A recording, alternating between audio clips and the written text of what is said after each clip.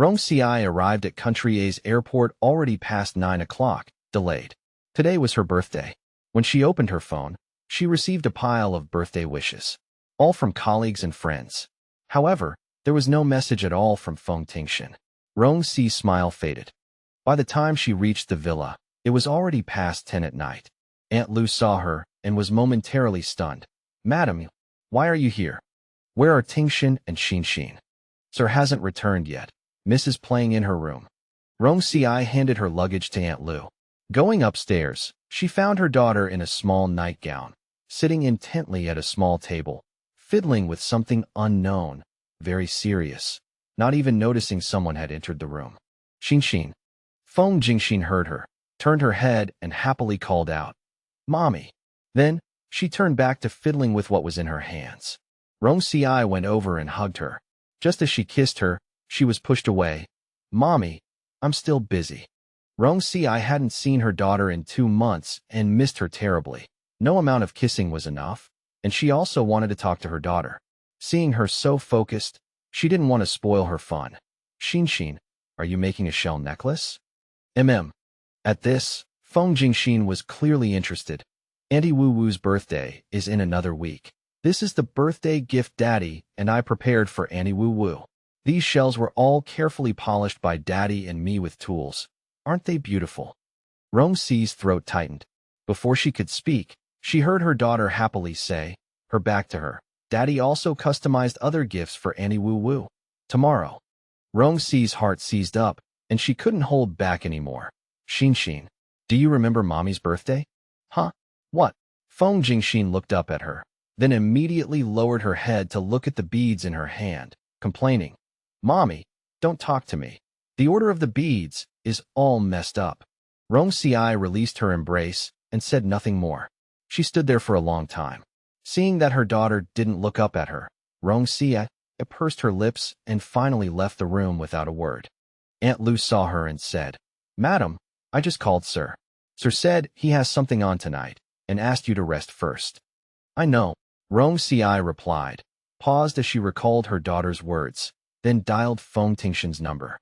It took a while for the call to be answered on the other end, and the voice was very faint. "I still have things to do. Tomorrow I'll." "Tingshen, who is it so late?" It was Lin Wu's voice. Rong Ci clutched her phone tightly. "It's nothing." Before Rong Ci could speak, Feng Tingshen had already hung up. They, husband and wife, hadn't seen each other for 2 or 3 months. She had made the difficult trip to Country A, and he didn't even rush home to see her. Even on a phone call, he didn't have the patience to listen to her finish. For so many years of marriage, he had always been like this towards her, cold, distant, impatient. She had actually grown accustomed to it. In the past, she would definitely have called him back, patiently asking where he was and if he could come home. Perhaps today she was too tired. She suddenly couldn't muster the inclination to do so. Waking up the next day, after some thought, she still called Feng Tingshen. Country A had a 17 or 18-hour time difference with her home country. In Country A, today was her actual birthday. Her purpose in coming to Country A this time, besides especially wanting to see her daughter and Feng Tingshen, was to hope that their family of 3 could have a good meal together on this special day.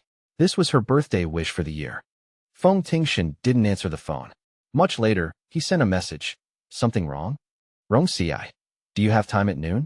Bring Xinxin. Let the 3 of us have a meal together." "Got it. Tell me when the address is set." Rong Ci. "Okay." After that, Feng Tingshen sent no further messages. He hadn't remembered it was her birthday today. Although Rong Ci had mentally prepared herself, a sense of disappointment still welled up in her heart.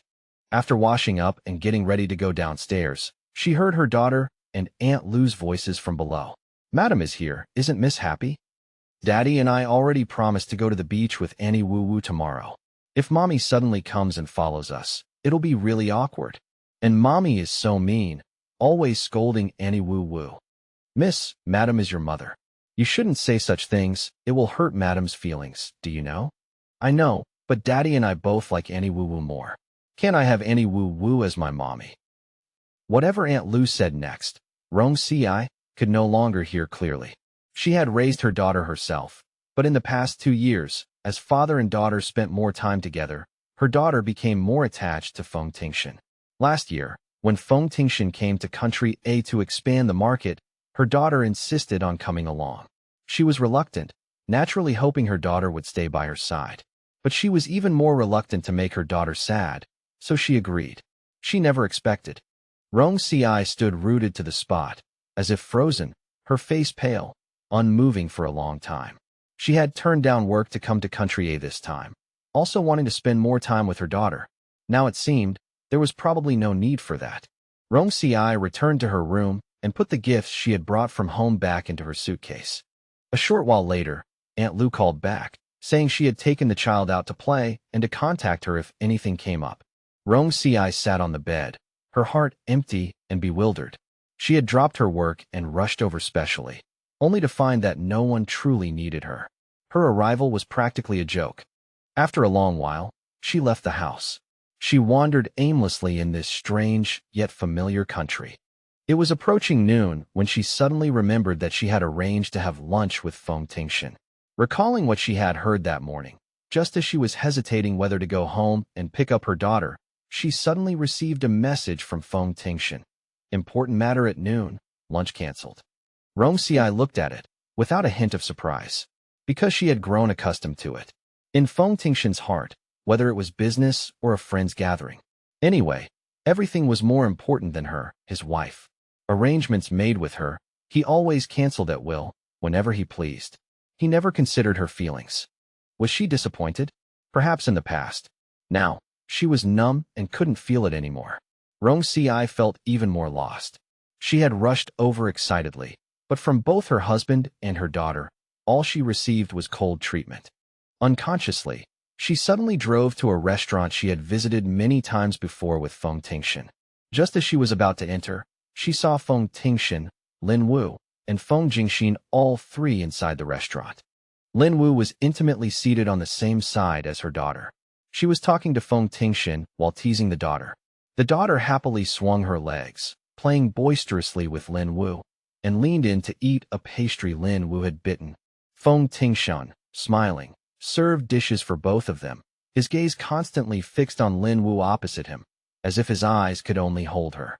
This was what Feng Tingshen meant by having something on, and this was the daughter she had carried for 10 months, giving birth to after nearly losing half her life. Rong Ci smiled. She stood rooted to the spot, watching. After a long moment, she withdrew her gaze, turned, and left. Back at the villa, Rong Ci prepared a divorce agreement. He was the dream of her girlhood, yet he had never truly seen her. Were it not for the accident that night and the pressure from the old master, he would never have married her. In the past, she naively believed that as long as she worked hard, there would surely be a day when he would see her. But reality had slapped her hard across the face. It had been nearly 7 years. It was time for her to wake up. Placing the divorce agreement in an envelope and instructing Aunt Lu to give it to Feng Tingshen, Rong Ci dragged her suitcase into the car and told the driver, "To the airport." Around 9 in the evening, Feng Tingshen and his daughter returned. Feng Xinxin clutched the hem of Feng Tingshen's clothes, getting out of the car slowly. Because her mother was there, she actually didn't want to come home tonight. But Aunt Wu Wu said that Mother had come specially to accompany her and Dad, and if they didn't go back, Mother would be sad. Dad also said that if they didn't go back tonight, Mother would definitely follow them out to sea to play tomorrow. She had no choice but to agree to come back. But she was still a little worried, and said glumly, "Dad, what if Mom insists on coming with us tomorrow?" "She won't." Feng Tingshen's tone was certain. In all their years of marriage, although Rong Ci always tried every possible way to find opportunities to spend more time with him, she was also quite sensible. As long as he made his stance clear, she wouldn't dare displease him. In Feng Jingxin's memory, Rong Ci had always been very obedient to Feng Tingshen. Since he said she wouldn't, then she definitely wouldn't. Feng Jingxin finally relaxed. Her mood also improved. She shed her previous gloom, bounced cheerfully through the door, and told Aunt Lu that she wanted to take a bath. "All right, all right, all right," Aunt Lu replied repeatedly. Then remembering Rong Ci's instruction, she handed an envelope to Feng Tingshen. "Sir, this is what the madam asked me to give to you." Feng Tingshen took it and casually asked, "Where is she?" "Well, The madam packed up and went back to the country at noon. Didn't you know? Feng Tingshen paused his ascent up the stairs, turning his head back. She went back. Yes. Why Rong Ci had suddenly come to country A. Feng Tingshen hadn't given her a chance to say. He didn't care either. Upon learning she had left, he didn't give it any thought.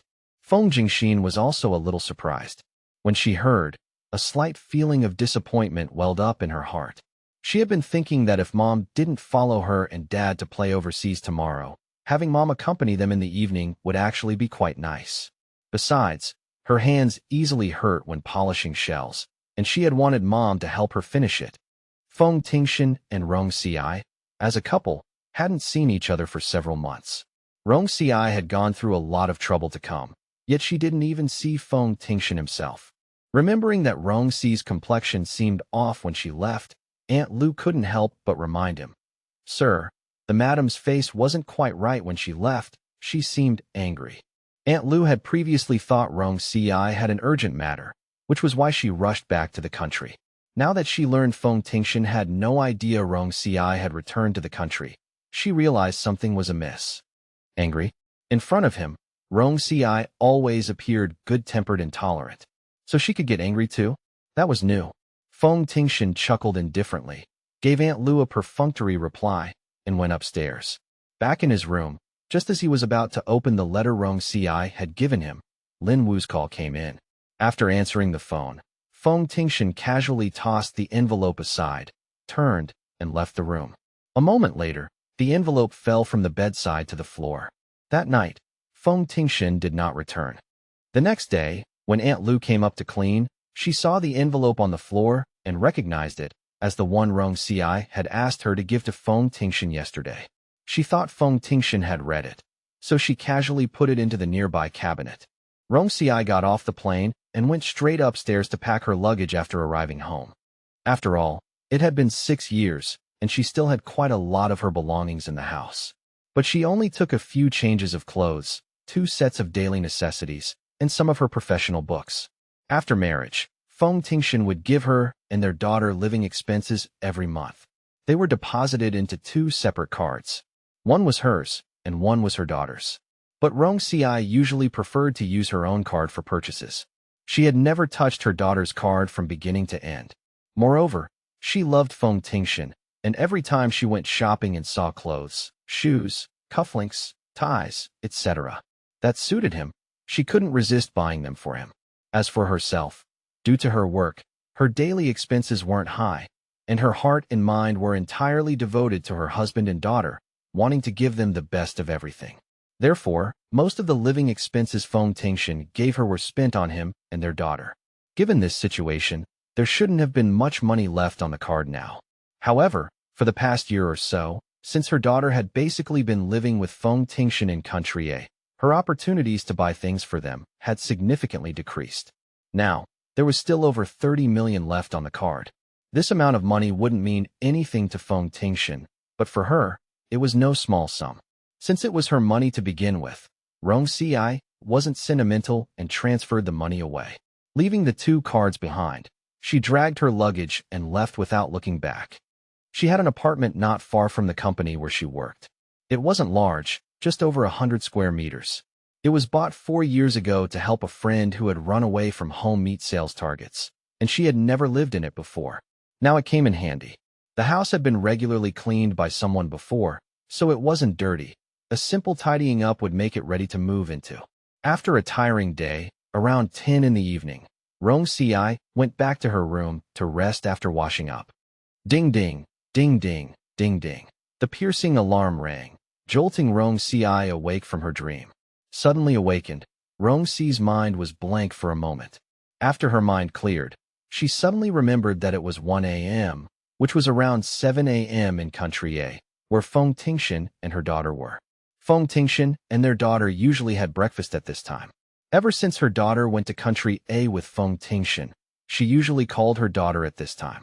It was just that she was usually tired from work and used to going to bed early, so she set this alarm clock for fear of missing the time to chat with her daughter on the phone.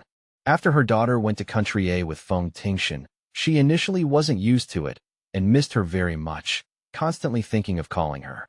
But as the time her daughter spent in country A grew longer and longer, her daughter's attitude on the phone changed from initial attachment and longing to perfunctory and impatient responses. This alarm clock, in fact, had long since lost its necessity. It was because she couldn't bear to let go. Thinking of this, Rong Ci gave a bitter smile. After a moment of hesitation, Rong Ci deleted the alarm, turned off her phone, and went to sleep. Meanwhile, Feng Tingshen and Feng Xinxin had almost finished breakfast. Although Feng Tingshen knew that Rong Ci basically called their daughter at this time every day, he wasn't home every day, and he didn't pay much attention to the matter. Rong Ci didn't call today, he noticed, but he didn't care. After breakfast, he went upstairs to change. Feng Jingxin felt that Rong Ci was becoming more and more long-winded, and she increasingly disliked talking to her on the phone. Seeing that Rong Ci hadn't called so late today, she thought her mother might have been delayed by something. Her dark eyes darted around. Then she grabbed her school bag and ran out the door. Aunt Lu saw this and quickly followed. "Miss, it's still early. You can still leave later." Feng Jingxin didn't listen, just happily ran towards the car. "Just kidding. It's rare that Mom has something going on today and didn't call on time. If she didn't go out now, when Mom called in a bit, she'd have to chat with her again, and she absolutely didn't want to." After marriage, Rong Ci started working at Feng Group. She originally joined Feng Group for Feng Tingshen. Now that she was going to divorce, she no longer had a reason to stay at Feng Group. The next morning, after arriving at the company, Rong Ci handed her resignation letter to Jiang Zhe. Jiang Zhe was one of Feng Tingshen's personal secretaries. He was very surprised to see her resignation letter. He was one of the few people in the company who knew about Rong Ci and Feng Tingshen's relationship. Anyone familiar with Feng Tingshen knew his heart wasn't with Rong Ci. After marriage, he was very cold towards Rong Ci and rarely came home. To get closer to and win over Feng Tingshen, Rong Ci chose to join the Feng Group. Her initial goal was to become Feng Tingshen's personal secretary. But Feng Tingshen disagreed. Even with the old man intervening, there was no way to get Feng Tingshen to agree. In the end, Rong Ci had to settle for staying in the secretarial department, becoming one of Feng Tingshen's many ordinary secretaries. At first, Jiang Zhe was worried that Rong Ci would cause chaos in the secretarial department after joining it. But the result was beyond his expectations. Although Rong Ci would use her position to get close to Feng Tingshen, she would also choose her moments and never go overboard. On the contrary, perhaps to impress Feng Tingshen, Rong Ci worked very diligently and was highly capable. Whether during her pregnancy, childbirth, or at any other time, she always followed company regulations and never sought special treatment. Over a few years, Rong Ci became the team leader of the secretarial department. He had always seen Rong Ci's feelings for Feng Tingshen. To be honest, Jiang Zhe had never thought Rong Ci would resign. He also didn't believe Rong Ci would willingly resign. Now that Rong Ci was resigning, he guessed something he didn't know had happened between her and Feng Tingshen, leading Feng Tingshen to order her resignation. Rong Ci was quite capable at work, and though it was a pity, Jiang Zhe handled it professionally, saying, "I've received your resignation letter. I will arrange someone to take over your work as soon as possible." "Okay." Rong Ci nodded and turned to go back to her workstation. After a while, Jiang Zhe reported his work to Feng Tingshen online. As they were almost done talking, he suddenly remembered Rong Ci's resignation. "Oh, Mr. Feng," regarding. Although he had told Rong Ci he would arrange someone to take over her work as soon as possible, he still wanted to ascertain Feng Tingshen's wishes regarding when Rong Ci should leave. If Feng Tingshen wanted Rong Ci not to come to the company tomorrow, he would arrange it shortly. But as the words reached his lips, he recalled that when Rong Ci first joined, Feng Tingshen had said that all matters concerning Rong Ci and the company should be handled according to company regulations, without needing to report to him specifically. He wouldn't interfere with her. And indeed, that had been the case. Over the years, Feng Tingshen had never proactively inquired about Rong Ci's affairs at the company. When he saw Rong Ci at the company, he always treated her like a complete stranger. Over the years, Rong Ci had performed exceptionally. 2 years ago, before they planned to promote Rong Ci, considering Feng Tingshen's dislike for her, they had specifically brought it up to Feng Tingshen. The implication was that if he didn't like it, the matter would be dropped. At the time, Feng Tingshen listened, frowned, and reiterated impatiently that he would not interfere and they should follow the regulations.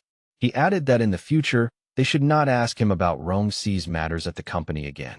Seeing Jiangzhe remain silent, Feng Tingshen frowned. What is it? Jiangzhe snapped back to attention and quickly said, It's nothing. Since Feng Tingshen already knew about Rong Ci's resignation but hadn't proactively mentioned it to him, it meant that the matter was insignificant in Feng Tingshen's eyes. He could simply handle it as usual, according to company regulations. Thinking this, Jiangzhe said no more. Feng Tingshen ended the video call. What are you thinking about? At noon, a colleague suddenly patted Rong Ci's shoulder. Rong Ci snapped back to attention, smiled, and shook her head. Nothing. Aren't you going to call your daughter today? No, not today. She usually called her daughter twice a day.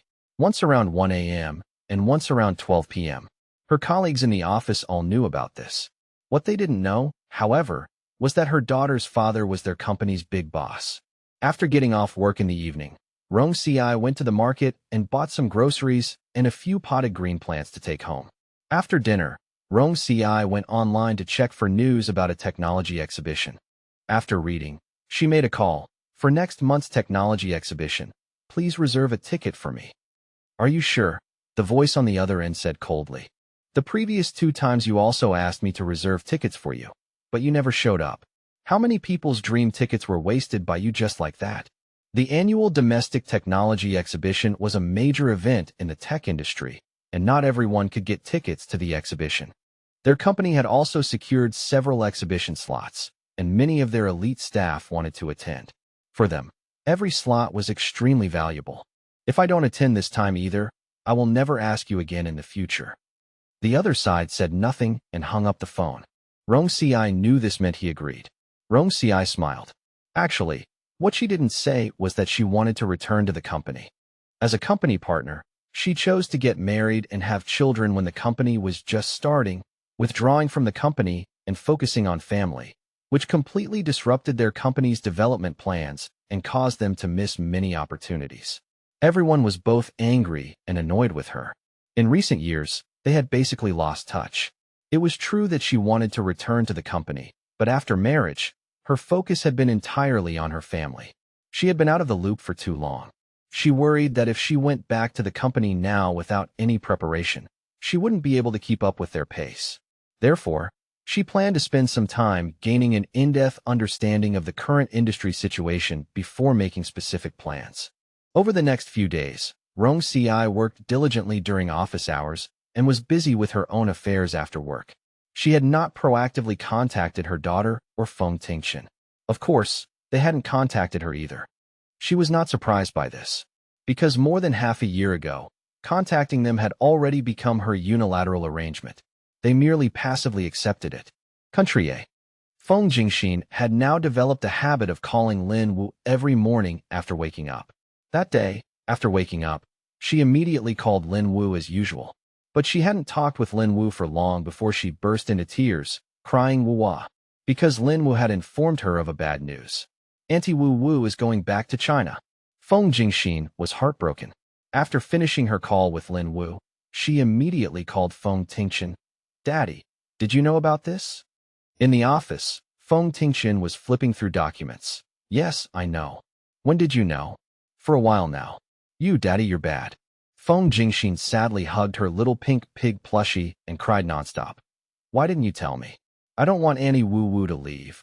And if Auntie Wu Wu isn't here, I don't want to go to school here anymore. I want to go back to China, Wu.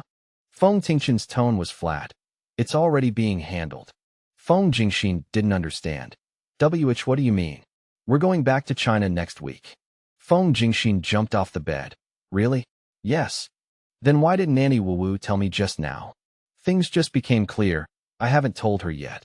Feng Tingshen was thrilled. Then, Dad, don't tell Auntie Wu Wu about this yet. How about we give her a surprise after we return to the country? Okay, Dad, you're the best. I love you to death. After hanging up the phone, Feng Tingshen was still very happy, singing and dancing on the bed. A moment later, she suddenly remembered Rong Ci. These past few days, because her mother hadn't called her, she had been in a very good mood. In fact, To avoid talking on the phone with her mother, she had deliberately left early the other day and, after school, intentionally put her phone far away or turned it off. After 2 days, she worried her mother would be angry if she found out, so she stopped doing it. But to her surprise, her mother hadn't called her at all over the next few days. At first, she thought her mother had found out about her intentionally missing her calls. But then she reconsidered, thinking that based on past experience, if her mother knew she had done something wrong, she would definitely tell her to correct it immediately, rather than angrily refraining from calling her. After all, in her mother's heart, she was the most important, and her mother loved her the most. She refused to believe her mother would truly bear to not call her out of anger. Thinking of this, Feng Tingshen suddenly missed Rong Ci a little. This was the first time she had thought of Rong Ci in many days. She couldn't help but call Rong Ci. But as soon as the call went out, she suddenly thought that although she would soon see Auntie Wu Wu after returning to the country, given her mother's personality, her mother would definitely try every means to stop her from seeing Auntie Wu Wu. She could no longer see Auntie Wu Wu whenever she wanted, like she could here. Thinking of these things, Feng Tingshen's mood suddenly worsened. It was early morning in China. Rong Ci was already asleep. She was woken up by Feng Tingshen's call. After waking up and seeing Feng Tingshen's call, just as she was about to answer, Feng Tingshen angrily hung up. Although Rong Ci had stated in her divorce agreement with Feng Tingshen that she relinquished custody of Feng Tingshen was, after all, her daughter. She had a certain responsibility towards her. Seeing Feng Tingshen call her, and then suddenly hang up, she worried something might have happened, and quickly called back. Feng Tingshen saw it, turned her small face away, and refused to answer. Rong Ci became even more worried and immediately dialed the landline at the villa over there. Aunt Lu quickly answered the phone. After listening to Rong Ci, she hurriedly said, "Miss should be fine. She went to bed very late last night and woke up late today. When I went upstairs just now, she still wasn't awake. I'll go up and check and call you back in a bit." Hearing Aunt Lu's words, Rong Ci finally relaxed. "Okay, thank you for your trouble." When Aunt Lu went upstairs, Feng Tingshen was already washing up in the bathroom. After Aunt Lu explained the situation, she lowered her head and lied while gargling. "I pressed it by accident." Aunt Lu didn't suspect anything else. Seeing her brushing her teeth, she went downstairs to reply to Rong Ci. Feng Tingshen watched, hummed, and her mood finally improved a little. Rong Ci also felt relieved after hearing Aunt Lu's words. However, having been suddenly woken up, she couldn't fall back asleep for a long time, and her spirits were not good when she woke up for work the next day. Feng Tingshen had never thought of the envelope containing the divorce agreement that Rong Ci had given him since the day he received Lin Wu's call. On the day of their return, Feng Tingshen put the last document into his briefcase, made sure nothing was left behind, then turned and went downstairs. "All right, let's go." The stretched limousine quickly drove away from the villa, heading to the airport. Rong Ci did not know about Feng Tingshen's return to the country. No one told her.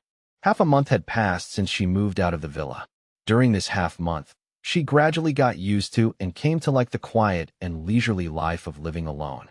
Today was the weekend, and she woke up a bit late. After waking up and washing, she pulled open the curtains, saw the sunlight outside, stretched, watered her plants, and was just about to make herself a simple breakfast when the doorbell rang. It was Mrs. Feng, her neighbor from across the hall.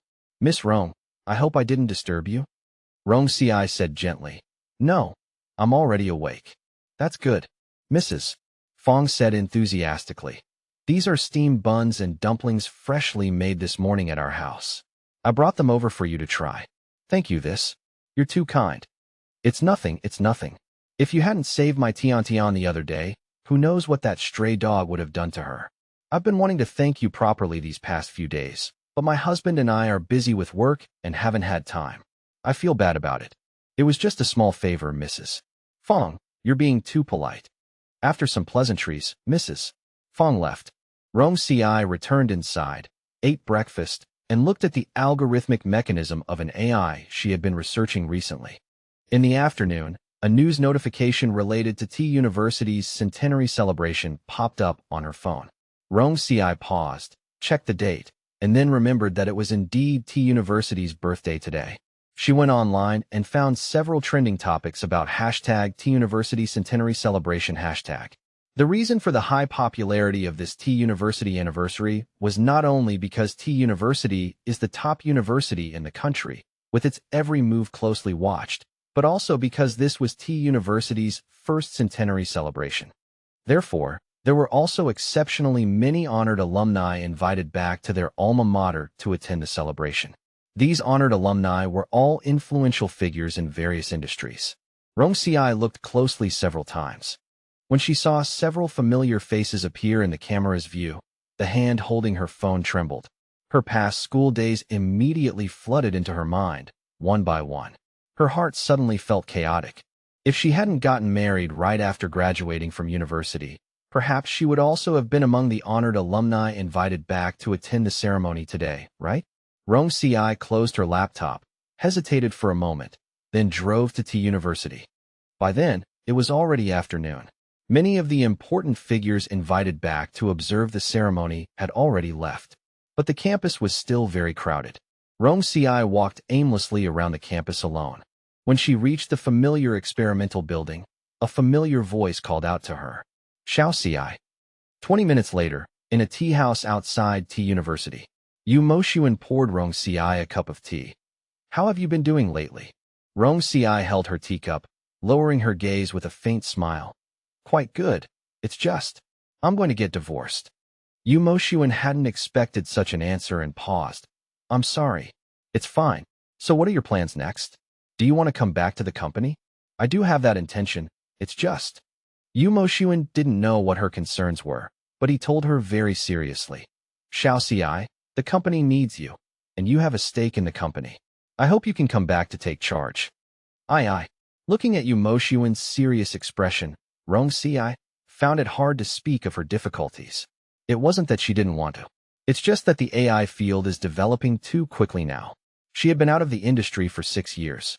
Even if she went back now, she was afraid she wouldn't be able to keep up with the times, let alone lead everyone at the forefront of the industry as she once did. Yu Moshuan and Rong Ci had indeed met rarely over the years. But in just a few meetings, Yu Moshuan could tell that the current Rong Ci was vastly different from her spirited and ambitious self of the past. Thinking back to Rong Ci then, Yu Moshuan never dreamed that the word inferiority complex would one day appear in connection with her. Yu Moshuan didn't know much about Rong Ci and Feng Tingshen's marital life, but he knew some things. He had a guess in his heart, but didn't state it directly. He just very seriously told her, it's all right to fall behind temporarily. Your ability and talent are not comparable to ordinary geniuses.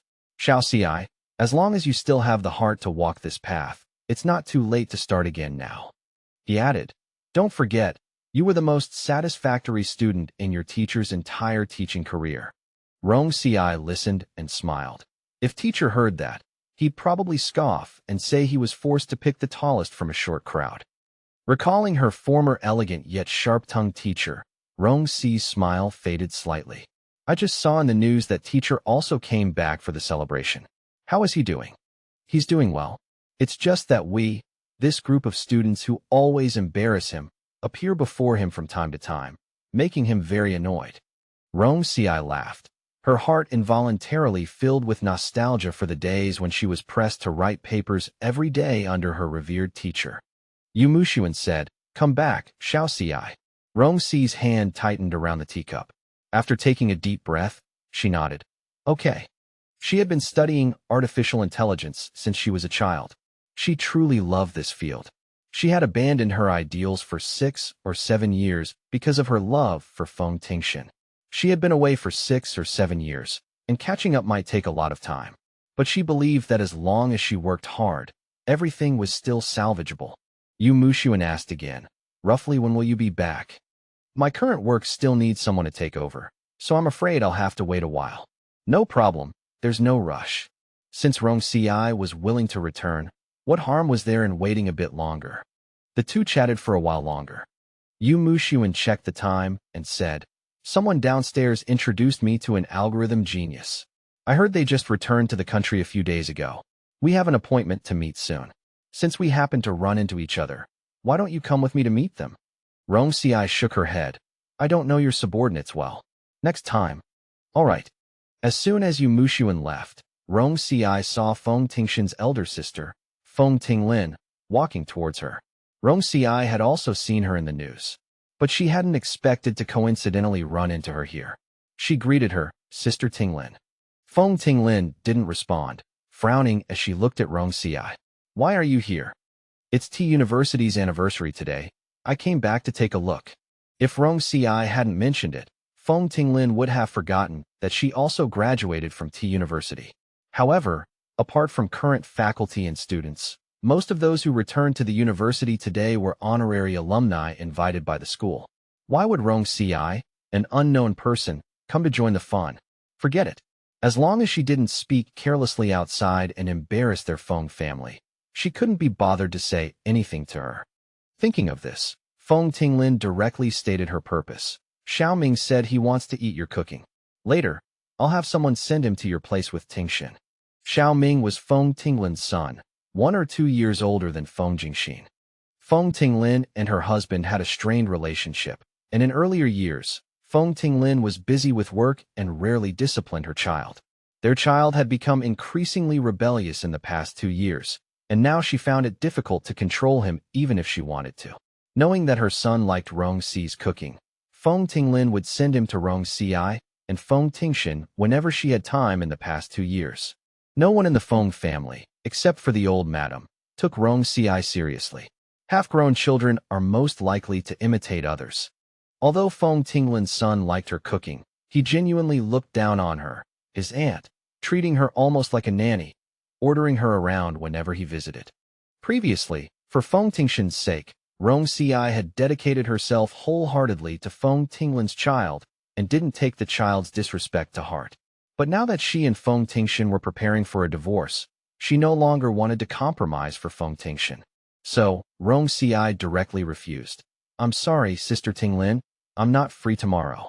Since she was returning to her professional field, she would dedicate her time to serious matters in the future. Whether it was Feng Tingshen or Feng Tinglin, after the divorce, she would have no relation to them. She would no longer waste her time on them. Feng Tinglin hadn't expected Rong Ci to refuse her.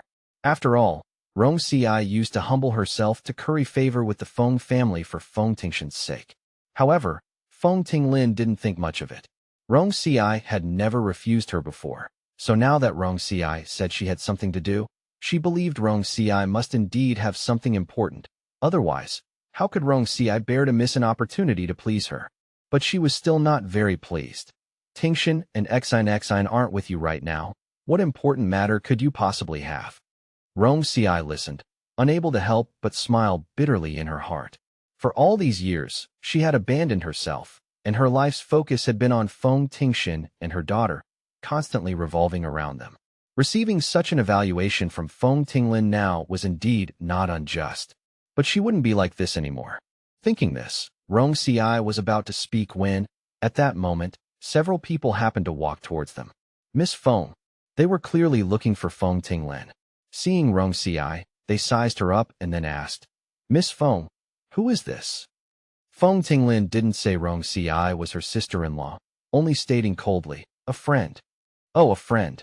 They and Feng Tinglin had all returned to T University for the celebration, and their status was not low. Seeing Feng Tinglin encounter an acquaintance, they initially thought it was someone important. Now, seeing Feng Tinglin's attitude towards Rong Ci, apart from one person who found Rong Ci beautiful and couldn't help but glance at her fair, slender legs a couple more times, no one else paid her any attention. They crowded around Feng Tinglin and quickly walked away. Feng Tinglin's refusal to acknowledge her sister-in-law's identity might have made Rong Ci sad or hurt in the past. But now, Rong Ci no longer cared. After Feng Tinglin left, she also picked up her bag, turned, and departed. That night, a little after 10, the plane carrying Feng Tingshen and Feng Xinxin arrived at the airport on time. By the time they reached home, it was almost midnight. Feng Xinxin fell asleep before even getting home. Feng Tingshen carried Feng Xinxin upstairs. As he passed the master bedroom, he noticed the door was open, but it was pitch black inside. After carrying Feng Xinxin back to her room, he returned to the master bedroom and switched on the dim lights. His gaze swept across the bed it was empty. Rong Ci wasn't there. At that moment, the housekeeper happened to bring his luggage upstairs. Feng Tingshen loosened his tie around his neck and asked, "Where is she?" The housekeeper quickly replied, "The madam went on a business trip. Half a month ago, he happened to be absent when Rong Ci packed her things and left. He heard from other servants in the villa that Rong Ci had left with luggage, so she must have gone on a business trip. It was quite strange. Rong Ci rarely traveled for business before, and even when she did, it was usually only for 2 or 3 days. This time, it had been half a month, and she still hadn't returned." Feng Tingshen grunted in acknowledgement and didn't ask further. When Feng Tingshen arrived at the company, he ran straight into Rong Ci. Unaware that Feng Tingshen and Feng Xinxin had already returned to the country, Rong Ci was caught off guard. The sudden encounter made her steps falter momentarily. Seeing Rong Ci, a flicker of surprise flashed in Feng Tingshen's eyes, but he merely assumed she had returned from a business trip and didn't dwell on it. His expression indifferent, he brushed past her as if she were a stranger, striding coldly into the company. In the past, learning of Feng Tingshen's unexpected return would have filled Rong Ci with excitement.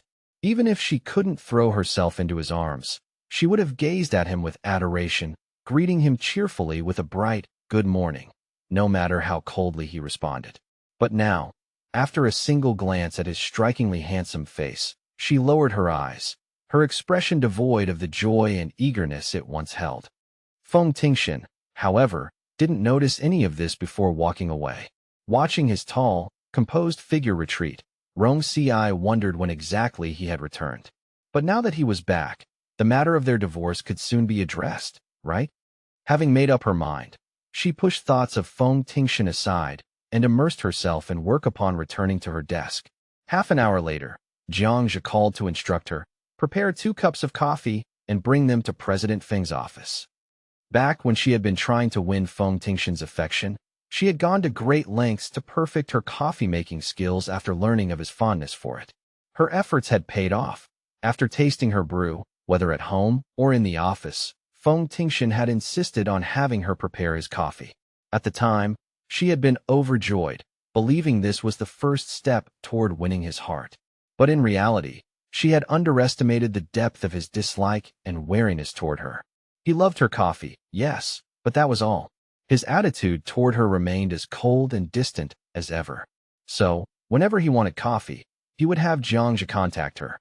After she prepared it, Jiang Zhe or another assistant would retrieve it, ensuring she had no chance to get close to him. Only on rare occasions, when his assistants were unavailable, did she have the opportunity to deliver the coffee to his office herself. This time, judging from Jiang Zhe's tone, she was to bring it directly to Feng Tingshen. After brewing the coffee, Rong Ci placed the cups on a tray and headed to his office. The door was open. Just as she raised her hand to knock politely, she saw Lin Wu sitting on Feng Tingshen's lap, the two seemingly locked in a kiss. Rong Ci froze, her face instantly draining of color. Noticing her, Lin Wu hurriedly stood up. Feng Tingshen's expression darkened. "Who gave you permission to come here?" he snapped. Rong Ci tightened her grip on the tray. "I was just bringing your coffee." "Enough, Secretary Rong." Cheng Yuan, another of Feng Tingshen's close assistants, interjected as he arrived. Aware of Rong Ci and Feng Tingshen's relationship, he said coldly, "This is really beneath you." Though he didn't spell it out, Rong Ci understood the implication. He assumed she had learned of Lin Wu's arrival and had used the coffee as an excuse to disrupt their time together. Judging by Feng Tingshen's expression, he seemed to think the same. In the past, she might have done exactly that. But now, with divorce on the horizon, why would she? Yet they gave her no chance to explain. "Leave.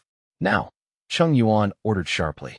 Rong Ci's eyes reddened, her hands trembling slightly as she held the tray.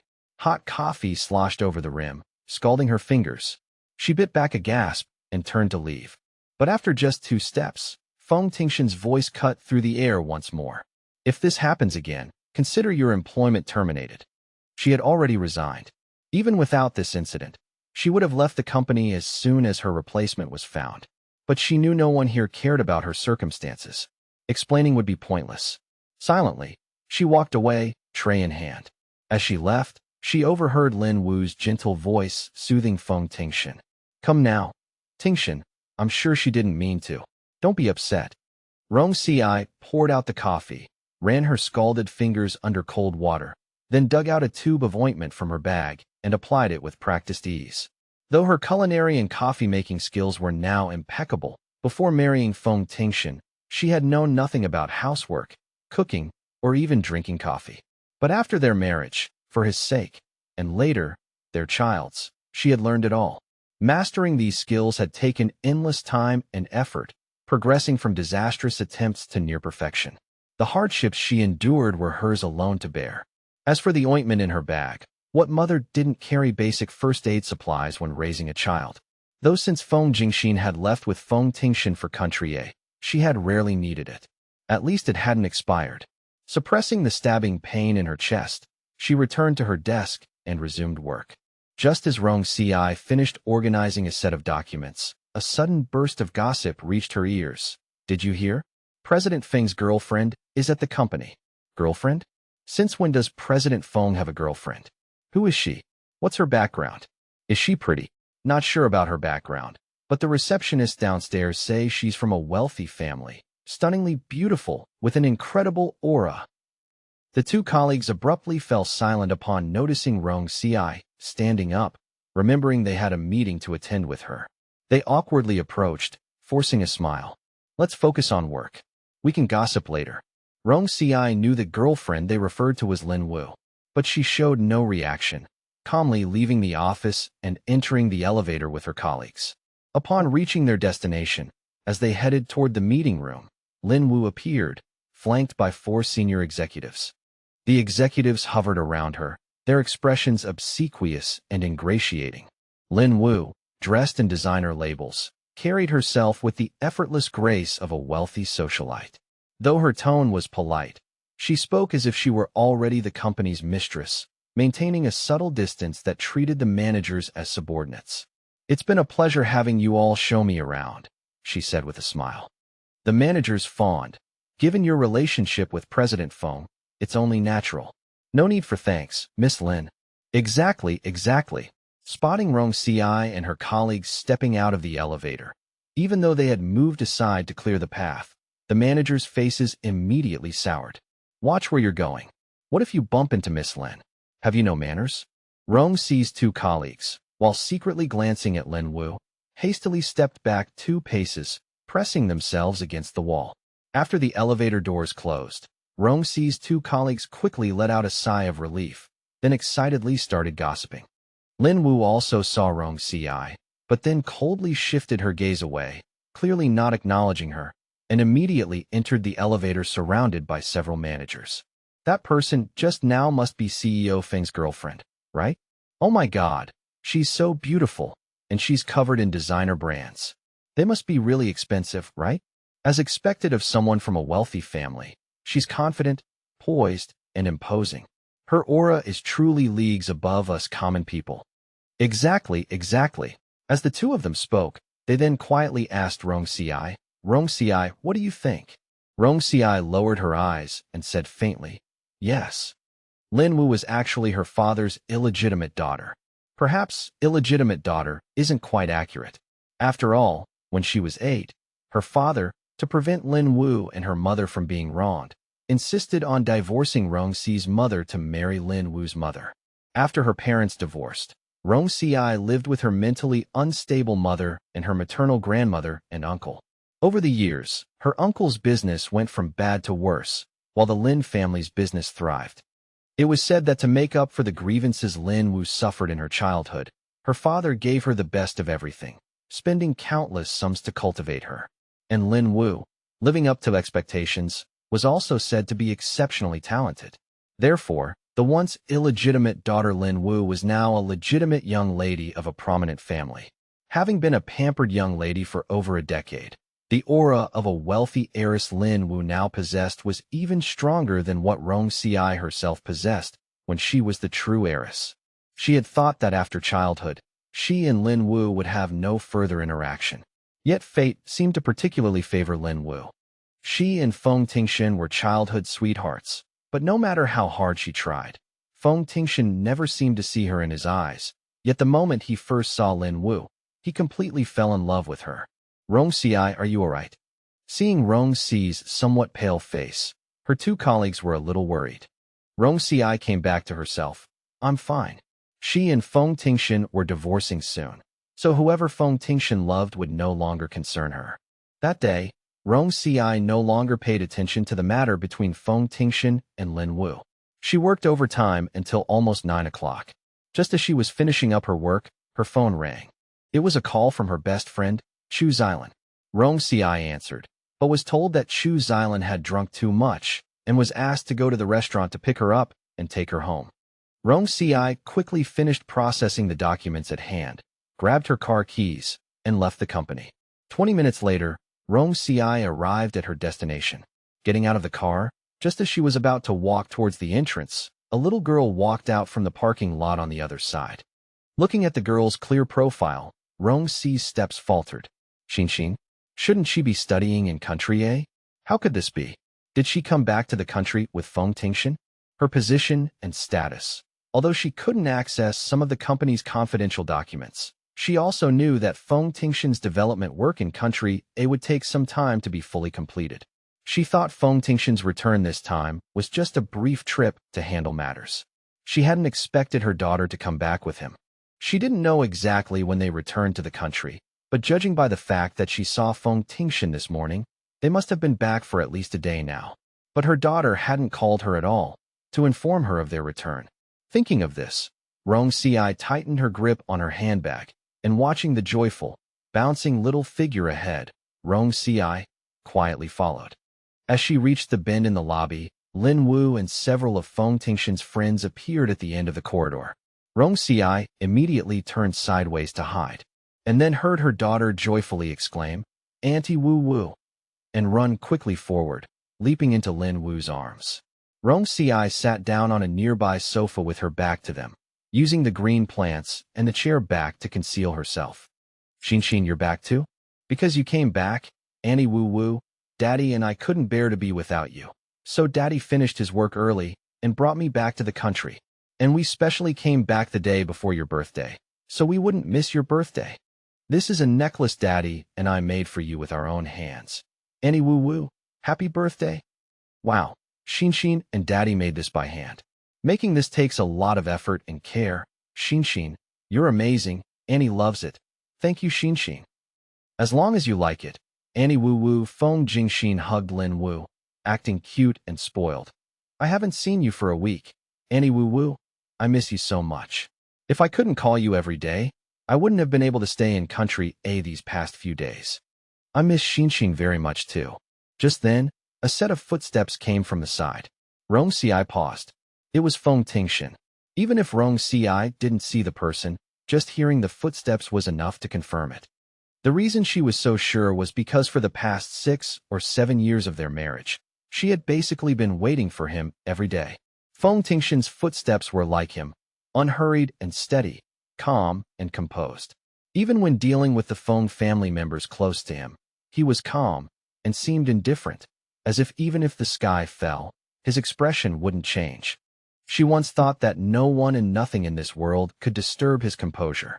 But then Lin Wu appeared, and suddenly, there was an exception to that. Recalling the past, Rong Ci, I didn't have time to think too deeply, and then, she heard her daughter call out, Daddy. Feng Tingshen's friends also greeted him one after another. Feng Tingshen acknowledged them, and then said to Lin Wu, Happy birthday. Lin Wu smiled. Daddy, didn't you prepare other birthday presents for Auntie Wu Wu? Give them to Auntie Wu Wu quickly. It suddenly became quiet over there.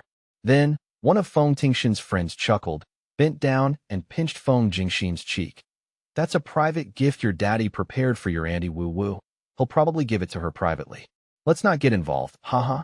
The others also chuckled suggestively.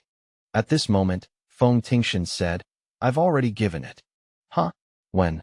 Feng Jingxin said, and then added, Daddy, you secretly went to see Auntie Wu Wu again without me? Humph. Feng Tingshen's friends burst into laughter. Rong Ci, however, remembered Lin Wu going to Feng's group this morning. It was probably given then. Lin Wu gave an embarrassed smile and said, Let's not stand here. Let's go upstairs quickly. The footsteps faded away. Rong Ci's mind, however, was blank. Her chest throbbed with a dense pain. It was a long time before she came back to herself and silently entered the elevator, going upstairs to help her friend down. Chu Xilan and Lin Wu's private dining room were actually on the same floor.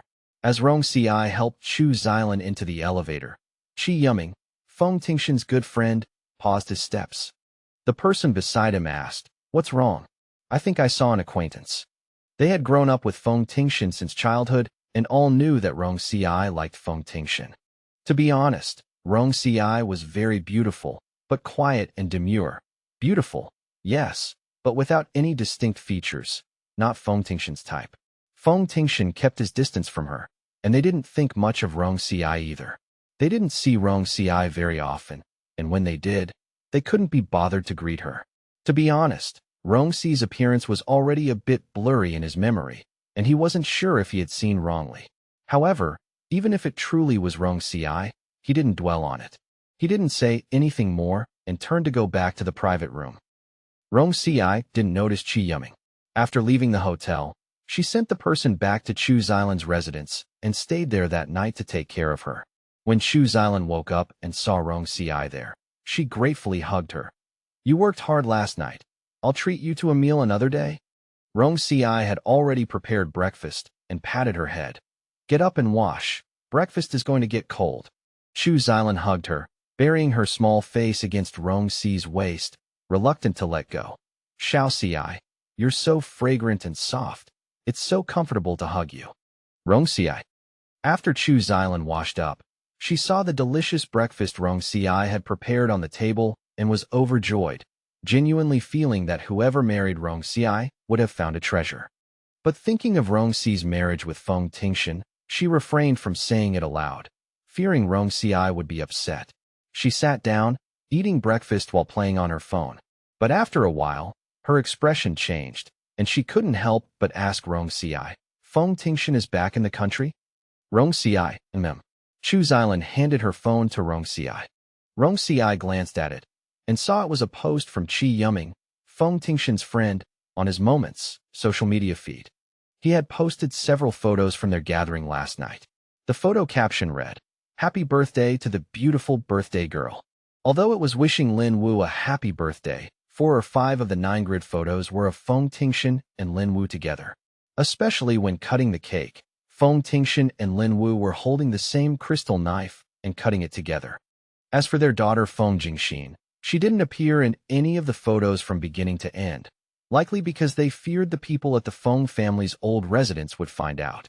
After all, old Madame Feng and Lin Wu's grandmother were good friends, and due to the matter between her mother and Lin Wu's mother, the old madam had never approved of Lin Wu. If the old madam were to know that Feng Tingshen allowed Feng Xinxin to be close to Lin Wu, she would probably be very angry. Just by looking at the photos, an outsider would think Feng Tingshen and Lin Wu were a genuine couple.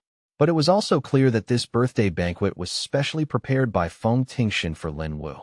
Remembering the cold reception she received on her own birthday half a month ago, Rong Ci looked away. Chu Xilan looked at her worriedly. "Xiao Ci. It's fine. Whatever they do has nothing to do with me anymore." Rong Ci returned the phone to her. "I've asked Feng Tingshen for a divorce." "What?" Chu Xilan was utterly shocked. You initiated the divorce?" Chu Xilan hadn't actually disliked Feng Tingshen before. On the contrary, she used to admire him greatly, and even had a crush on him. There was no other reason. It was mainly because Feng Tingshen was simply too outstanding. Rong Ci had skipped 3 grades, graduated from a top university in the country before she was 18, and quickly founded her own tech company, securing several patents, which, in Chu Xilan's eyes, was already incredible. But Feng Tingshen, it was said, had graduated from university at 13. Not long after graduating from university, Feng Tingshen went abroad for further studies. It was said that by the time he returned from abroad, he had already founded several companies of his own, and they were all publicly listed. Yet at that time, Feng Tingshen was not even 20 years old. Feng Tingshen's companies encompassed fields such as technology, pharmaceuticals, entertainment, and tourism. In the following years, while continuing to establish his own companies, he also took over the Feng Group. In recent years, he effortlessly elevated the Feng group to another level. Who in their circle wouldn't give a thumbs up when Feng Tingshen was mentioned? Moreover, Feng Tingshen's appearance was also exceptionally striking. Therefore, Chu Xilan wasn't surprised that Rong Ci, a genius herself, would fall for Feng Tingshen, another genius. However, Feng Tingshen was indeed merciless towards those he didn't like. Thinking of how Feng Tingshen had misunderstood Rong Ci all these years and wantonly trampled on Rong Ci's genuine affection, she was completely disillusioned with Feng Tingshen. Chu Xilan had always seen how deeply Rong Ci loved Feng Tingshen. Throughout these years, she hadn't failed to advise Rong Ci to get a divorce. But Rong Ci had always just silently shaken her head. So, she truly hadn't expected Rong Ci to actually initiate the divorce. She couldn't eat her breakfast anymore, and looked at Rong Ci with heartache. What happened? For Rong Ci, who had always steadfastly loved Feng Tingshen, to voluntarily seek a divorce, Chu Xilan knew something she wasn't aware of must have happened. Rong Ci thought for a moment and said, "It's actually not that big of a deal. Maybe I accumulated enough disappointment, suddenly felt tired, and just wanted a divorce." Chu Xilan understood Rong Ci's personality. She knew that once Rong Ci made a decision, even if she might not be able to completely let go of Feng Tingshen right now, she wouldn't easily change her mind. She was serious. Chu Xilan went over and hugged Rong Ci. "It's okay, getting divorced is also a good thing." Rong Ci, After breakfast, Rong Ci left Chu Xilan's residence and went to work. Before she moved out, although she and Feng Tingshen worked at the same place, they always left home at different times, never going to work together. Furthermore, he guarded against her so closely that sometimes they wouldn't even run into each other once a month at the company. Now that she had moved out, she had bumped into him 2 days in a row. Today's Feng Tingshen was as handsome and distinguished as ever, tall and composed. And just like before, the coldness on his face became even more pronounced whenever he saw her. Just like yesterday, Feng Tingshen merely glanced at her before looking away. Rong Ci lowered her gaze, and also like yesterday, softly called out, "Mr. Feng," only stepping into the company after Feng Tingshen had walked far away.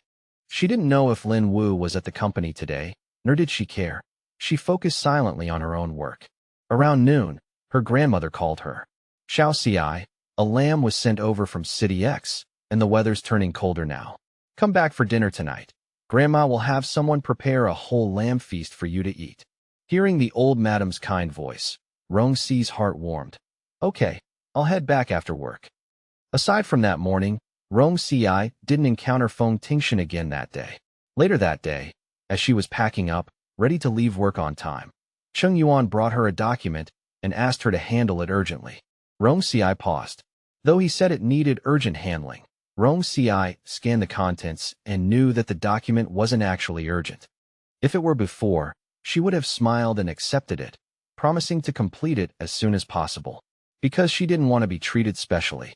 But today, she didn't want to strive for perfection, especially when it concerned Feng Tingshen. And she was tired too. Now, she just wanted to go home early to accompany her grandmother, not work overtime. Before, she had always wanted to maintain good relationships with Feng Tingshen's private secretaries. But now there was no need. Besides, Cheng Yuan had wrongly accused her without rhyme or reason yesterday, and she wasn't magnanimous enough to act as if nothing had happened. She looked at Cheng Yuan and said coolly, "I won't do this work now. I'm going off duty." Cheng Yuan's face fell. He felt that Rong Ci was taking advantage of her status to get special treatment. "Secretary Rong, please get your work attitude straight. Do you think this is your home?" Rong Ci picked up her bag, her attitude unchanged. "If you're dissatisfied, you can fire me now." "You?" He had previously followed Feng Tingshen to Country A, but he was also aware that Rong Ci had already submitted her resignation.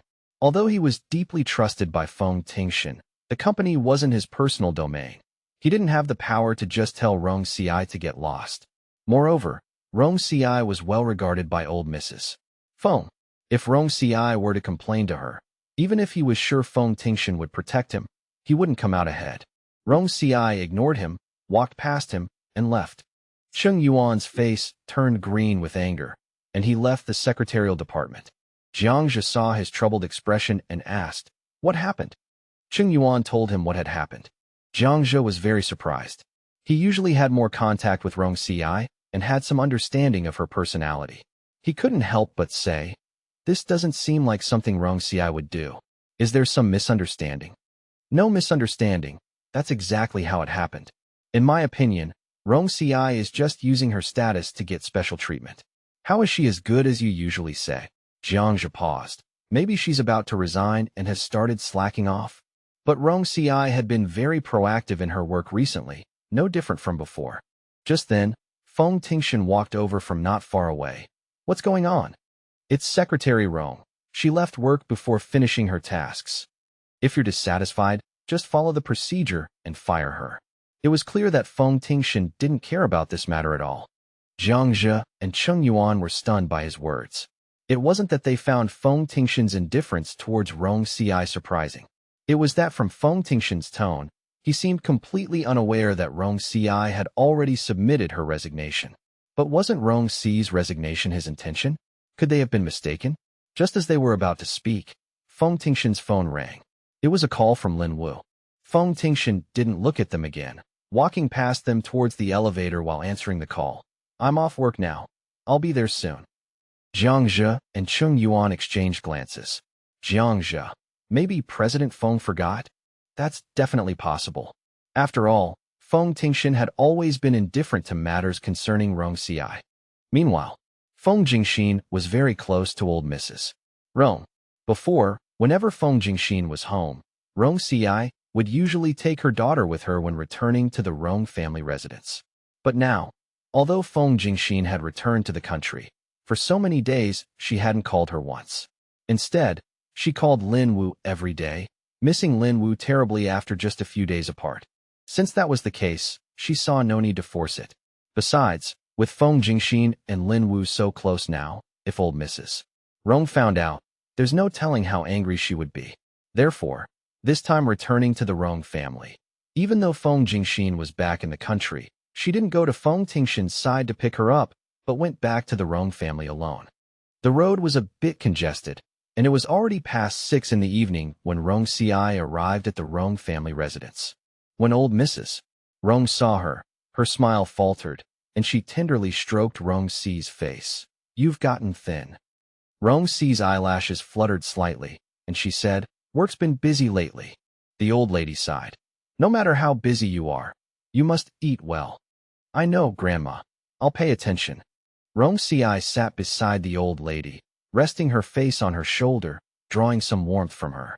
Seeing that the mutton stew was almost ready, the old lady instructed someone to serve her a bowl of soup to warm her up. Listening to the old lady's caring words, Rong Ci thought of what had happened recently, and her eyes welled up with tears. Fearing that the old lady would worry if she knew, she quickly suppressed her emotions and asked, "Has Auntie and the others not returned from their trip yet?" "Not yet. They're having too much fun and said they'd come back a week later." "What about Uncle? Does he still have an engagement tonight?" "Your uncle heard you were back, so he canceled his engagement and said he'd come back to have dinner with us. He should be back soon." "Okay." No sooner had they finished speaking than Rong Changxing returned. Seeing Rong Ci, he smiled and said, "Xiao Ci is back?" As soon as he finished speaking, he frowned again. "Why are you so thin? Haven't you been eating properly?" Rong Ci smiled. "I was too busy before. I'll definitely eat more later." Rong Changxing sighed, AI, and kept putting meat on her plate as the servant brought dinner to the table. Rong Changxing said she was thin, but Rong Ci could also see that he looked haggard. Although she didn't work at Rong Group, she knew that Rong Group was currently struggling. Rong Changxing was overwhelmed with company matters every day, but for now, he couldn't revive the company. Over the years, for several projects, if Feng Tingshen had just lent a hand, the Rong Group would never have fallen into its current predicament. But apart from the 2 times old Mrs. Feng gave a strict order, Feng Tingshen had never helped her. She thought that if it weren't for old Mrs.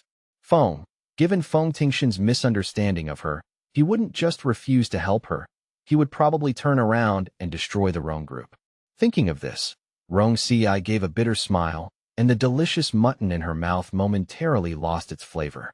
Knowing her difficulties, even when there was a need, Rong Changxing had never asked her to seek help from Feng Tingshen.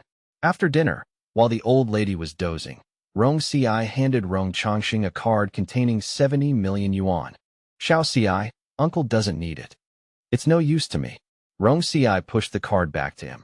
I can't help with anything else. This is all I can do. It was true she was good at studying from a young age. She could do research and development, but she didn't seem suited for business. Fortunately, in earlier years, she had applied for several patents in artificial intelligence, and the technology company she co-founded with Xinxin and others also distributed annual dividends. All in all, she could earn tens of millions a year, even just by lying down. Rong Changxing felt ashamed. You've given uncle money many times, but the company was still half dead. It's uncle's incompetence. It's normal for a company transformation to require a lot of investment. Uncle, don't put too much pressure on yourself. At this point, she recalled her meeting with Xinxin that day, and what Xinxin said to her as he left. The AI field is developing very rapidly now. With your development capabilities back then and my operational abilities, if you hadn't gone off to get married, our company would probably be worth hundreds of billions now and would become a leading enterprise in this field domestically in the future. Fortunately, the AI space is still very broad, and we still have a chance. I hope you can return as soon as possible. If she could truly regain her past capabilities, once she returned to the company and helped it develop better, she would be able to provide uncle with more financial support. It was already past 10 at night when Feng Tingshen arrived home. Feng Xinxin rubbed her eyes. Dad, you're back. He said indifferently. Go to sleep if you're tired. Okay, good night, Dad. Feng Xinxin went upstairs to sleep. Feng Tingshen took the water the butler poured for him, and after drinking it, he also went upstairs. The bedroom was still pitch black. It seemed empty. Feng Tingshen paused, turned on the light. Indeed, no one was there. He didn't think much of it, figuring Rong Ci might have gone back to the Rong family. As he entered the bathroom, he suddenly remembered that in the past, Rong Ci always brought Feng Xinxin with her when she went back to the Rong family. But today, uncharacteristically, she hadn't brought their daughter. Could it be that she hadn't gone back to the Rong family? Or perhaps something had happened in the Rong family. Cheng Yuan's words from when he left the company this afternoon flashed through his mind, and Feng Tingshen confirmed this point. He paused, but had no intention of interfering. The next morning, Feng Tingshen said to Feng Xinxin while eating breakfast, your school registration is complete. Go to school to report tomorrow morning. Okay. Feng Xinxin wrinkled her little nose and asked, then, Daddy, can you take me to school tomorrow? I might not be free. All right. Feng Xinxin's eyes darted around, then lit up, and she happily said, then I'll call Auntie Lin Wu in a bit and ask her to take me to school. Before Feng Tingshen could respond, his phone rang. It was a call from the old family residence. When he answered, it was the voice of old Mrs. Feng, I heard you're back in the country. Yes. Did Xinxin come back with you? She did. I haven't seen Xinxin in so long. I miss her too. Tonight, you and Xiao Ci bring Xinxin back for dinner. Understood. Old Mrs. Feng then asked, where's Xiao Ci? Let me talk to her for a bit. She's not here. Why wouldn't she be here at this hour? She should have gone back to the Rong family. Should? You're her husband, and you have no idea where your wife is. Feng Tingshen remained silent. You old Mrs. Feng sighed, finally falling silent. Only then did Feng Tingshen's tone soften slightly, though he also changed the subject. Have you eaten? I'm full from being angry. Feng Tingshen chuckled. He continued to eat his breakfast in an unhurried manner. Old Mrs. Feng knew that her grandson had always had his own ideas since he was a child. Their current marital situation with Rong Ci was already a significant concession for Feng Tingshen. Given Feng Tingshen's temperament, even if it was for his own good, she couldn't push him too hard. Thinking of this, she sighed. Fine. This old woman, have nothing more to say to you, humph. See you tonight. You humph. Old Mrs. Feng hung up the phone in a huff. Feng Xinxin hadn't paid attention at first, but after hearing a few sentences, she was curious and asked, Daddy, who was that? Your great-grandma. Recalling old Mrs. Feng's words, Feng Tingshen said while calling Rong Ci. She wants us to go back for dinner tonight. Old Mrs. Feng was very kind to Feng Xinxin, and Feng Xinxin also liked her very much. Hearing this, she happily said, "Okay, I haven't seen great-grandma in a long time. I miss her." Feng Tingshen looked at his phone and hummed in agreement. At this time, Rong Ci was also having breakfast at the Rong family home. Seeing Feng Tingshen's call, Rong Ci paused. She no longer felt surprise or joy at his calls. After hesitating for 2 seconds, she answered the phone. "Hello. Grandma wants us to go back for dinner tonight." Rong Ci. "All right, I understand. Come back tonight and pick up the child." Rong Ci, I didn't want to go back to his place anymore. Besides, even if she personally went to pick up her daughter might not be happy. Why bother with a thankless task? She said, "Let the driver take her. I'll drive myself over after work." It was rush hour when they got off work. This was indeed the most convenient way. However, Rong Ci had always preferred to handle Feng Tingshen's matters personally and enjoyed doing so, never finding it troublesome. Hearing Rong Ci say this now, Feng Tingshen was somewhat surprised. However, he didn't dwell on it, as it was just a small matter and not worth fussing over. Understood. With that, he hung up the phone. This time, Feng Tingshen knew who was on the other end of Feng Tingshen's call. Was that Mom? Yes. So, Mom will go back to great-grandma's with us? Yes. Upon hearing this, Feng Tingshen instinctively frowned before saying anything. It wasn't that she didn't want to see her mother, nor that she didn't miss her mother. In fact, not only had she not seen her mother for a long time, but her mother had also, uncharacteristically, not contacted her for over half a month. Now, speaking of her mother, she actually missed her a little. But thinking that if her mother could go to the old residence with them tonight, it meant she would be back from her business trip today. She had only learned her mother went on a business trip when she woke up the morning after returning to the country. She was especially happy to see her mother wasn't home. She wanted to spend more time with Auntie Wu Wu during her mother's business trip. After all, once her mother returned from her trip, she wouldn't be able to see Auntie Wu Wu as often. So, she had been hoping her mother would come home later. Unexpectedly, her mother was back after only 2 days. Since her mother was back, she definitely wouldn't agree to Auntie Wu Wu accompanying her to school tomorrow. As for Auntie Wu Wu's car race tomorrow night, if her mother found out, she definitely wouldn't let her go watch. Thinking of this, her mood immediately soured. Moreover, she had just told Auntie Wu Wu to take her to school tomorrow morning, and Auntie Wu Wu had already agreed. What was she going to do? Feng Tingshen wilted completely. "Daddy." Feng Tingshen looked over. "What is it?" Although she could ask Daddy to tell Mommy to let Auntie Wu Wu accompany her to school tomorrow, if Mommy heard it, she would likely argue with Daddy. How annoying. Feng Tingshen lost her appetite for breakfast. However, she could compromise on going to school tomorrow and let her mother accompany her. But Auntie Wu Wu's car race tomorrow night. She absolutely had to go, no matter what. Thinking of this, she said to Feng Tingshen coaxingly, "It's just that, you promised to let me go watch Auntie Wu Wu's race with you tomorrow night. But if Mom finds out, she definitely won't let me go, so we can't let Mom know about this. If Mom asks tomorrow, Daddy, can you help me get through it?" Understood. With Feng Tingshen's assurance, Feng Tingshen's mood improved a little. A short while later, Feng Tingshen finished breakfast and left. When Rong Ci arrived at the company today, she didn't encounter Feng Tingshen again. At noon, old Mrs. Rong called, asking her to come to Yanaheo to have lunch with her. Yanaheo was located near Feng Group, and Rong Ci could walk there in just a few minutes. Rong Ci left the company, and just as she reached the corner near the entrance of Yanaheo, she heard someone say, "Tingshen, if it weren't for your help just now, even with all my efforts, I might not have been able to secure this contract. Thank you so much for this." That familiar voice, Rong Ci immediately stopped in her tracks. Peeking around the corner, the profile of her biological father, Lin Wu, suddenly appeared before her eyes. At this moment, Feng Tingshen said, "You're too kind, uncle." Rong Ci slowly clenched her hand into a fist. She could tell that Feng Tingshen's tone at this moment was softer than usual. Those who received such treatment from Feng Tingshen were usually people he valued. But she didn't believe Feng Tingshen valued Lin Wu because of her. It was also unlikely that Feng Tingshen helped Lin Wu because of her.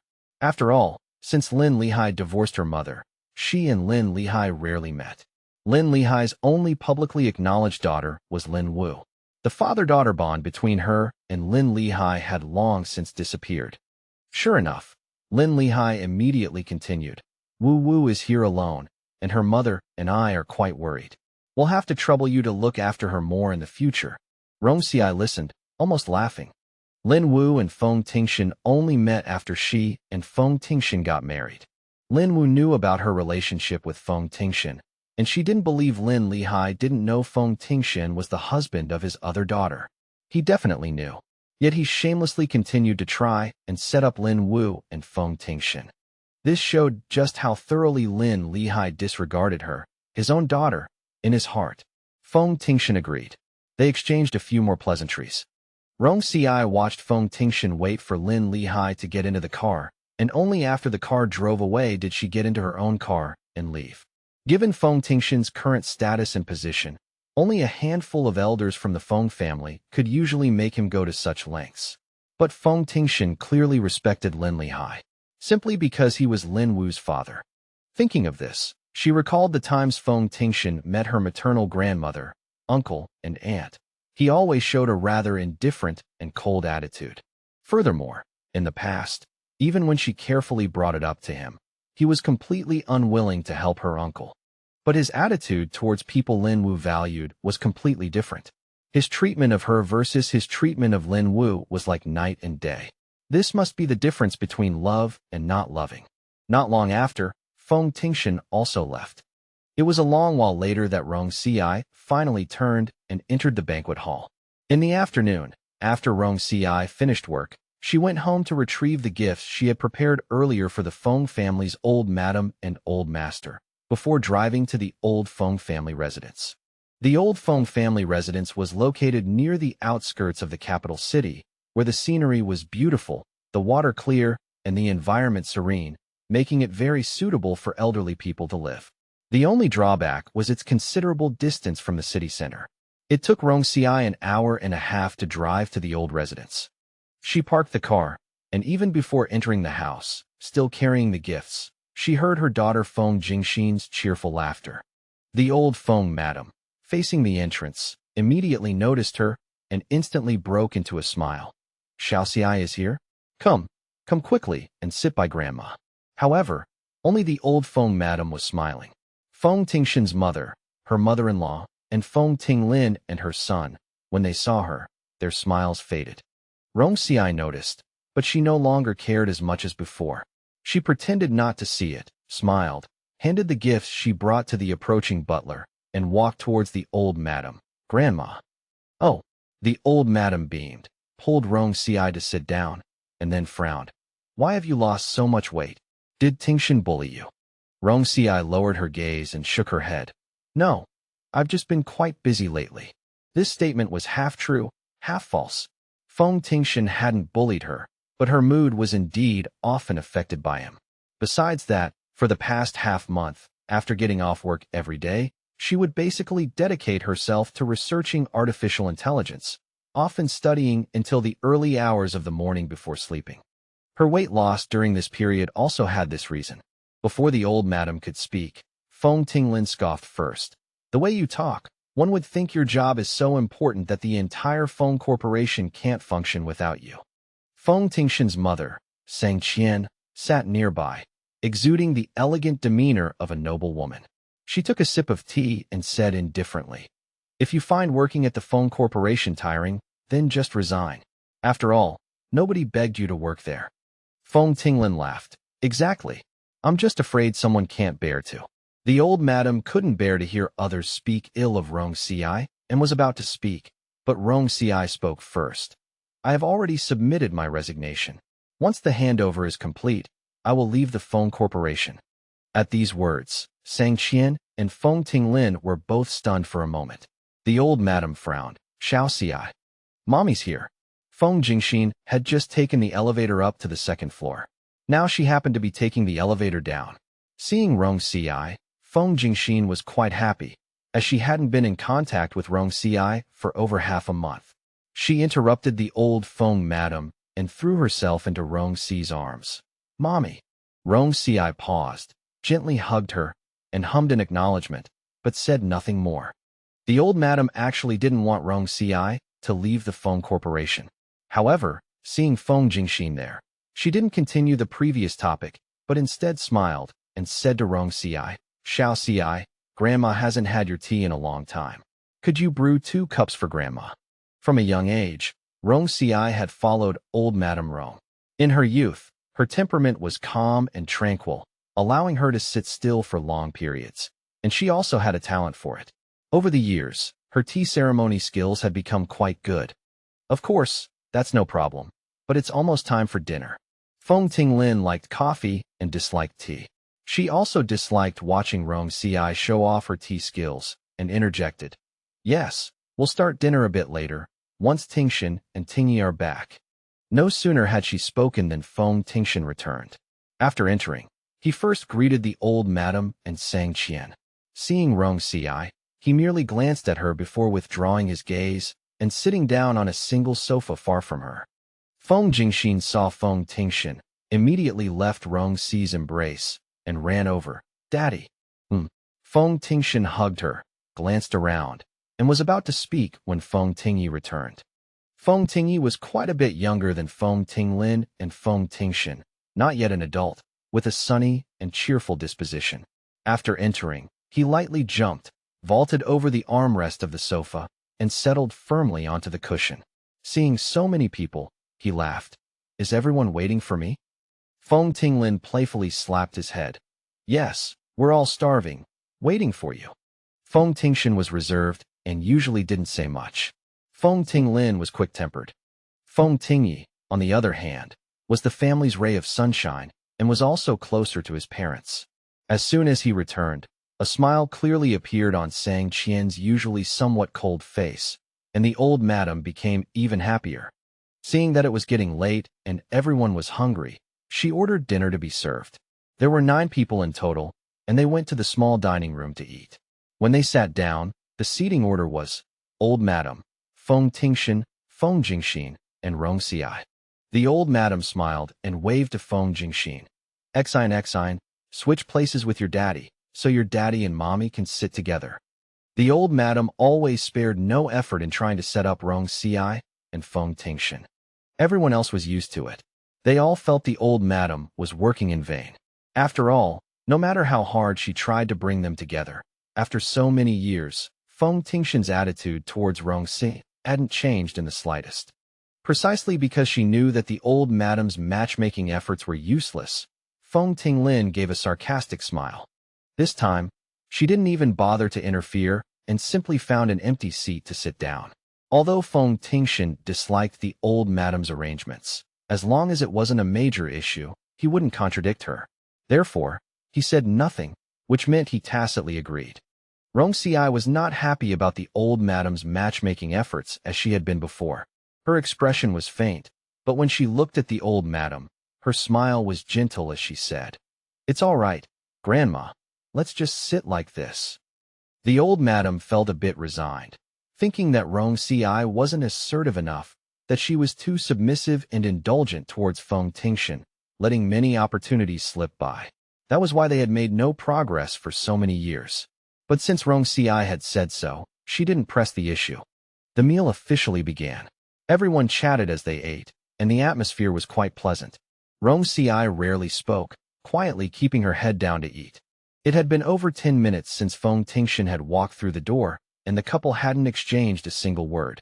In fact, there was no interaction between them at all.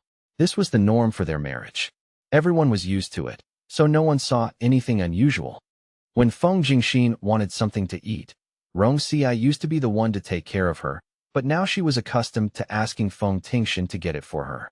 However, when she wanted to eat the large prawns, she looked towards Rong Ci.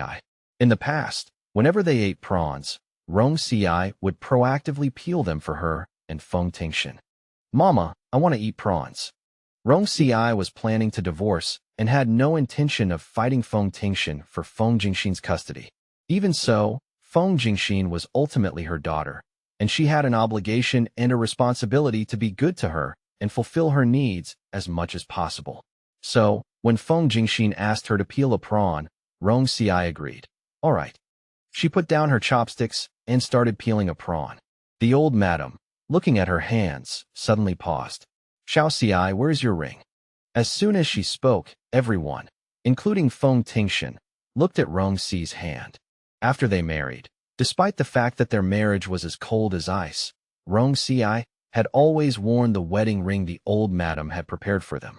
Conversely, Feng Tingshen had never worn it once. His ring had been tossed away somewhere, forgotten. All these years, Rong Ci wore her ring everywhere, reluctant to take it off. Everyone was used to seeing it on her. Feng Tingshen had mocked her for this countless times over the years. No one had noticed she wasn't wearing it today. After all, people didn't usually make a point of staring at her hands. So, if the old madam hadn't mentioned it, no one else would have noticed. Rong Ci's shrimp-peeling movements faltered imperceptibly, but her expression remained composed as she said, "I was in a rush leaving the house this morning and left it at home." In reality, she had taken the ring off when she prepared the divorce papers. She had placed it in an envelope along with the agreement. However, she and Feng Tingshen hadn't officially divorced yet, and she knew the old madam would never agree to it. If she brought up the divorce now, she and Feng Tingshen probably wouldn't be able to go through with it for the time being. So, Rong Ci didn't tell the old madam the truth. Hearing her explanation, the old madam smiled. "Oh, so that's why." After that, everyone went back to eating as usual. After dinner, the group moved to the living room for fruit and dessert while they chatted. The old madam was still trying to push Rong Ci and Feng Tingshen together and had them sit next to each other again. Feng Tingshen still didn't spare Rong Ci a single glance.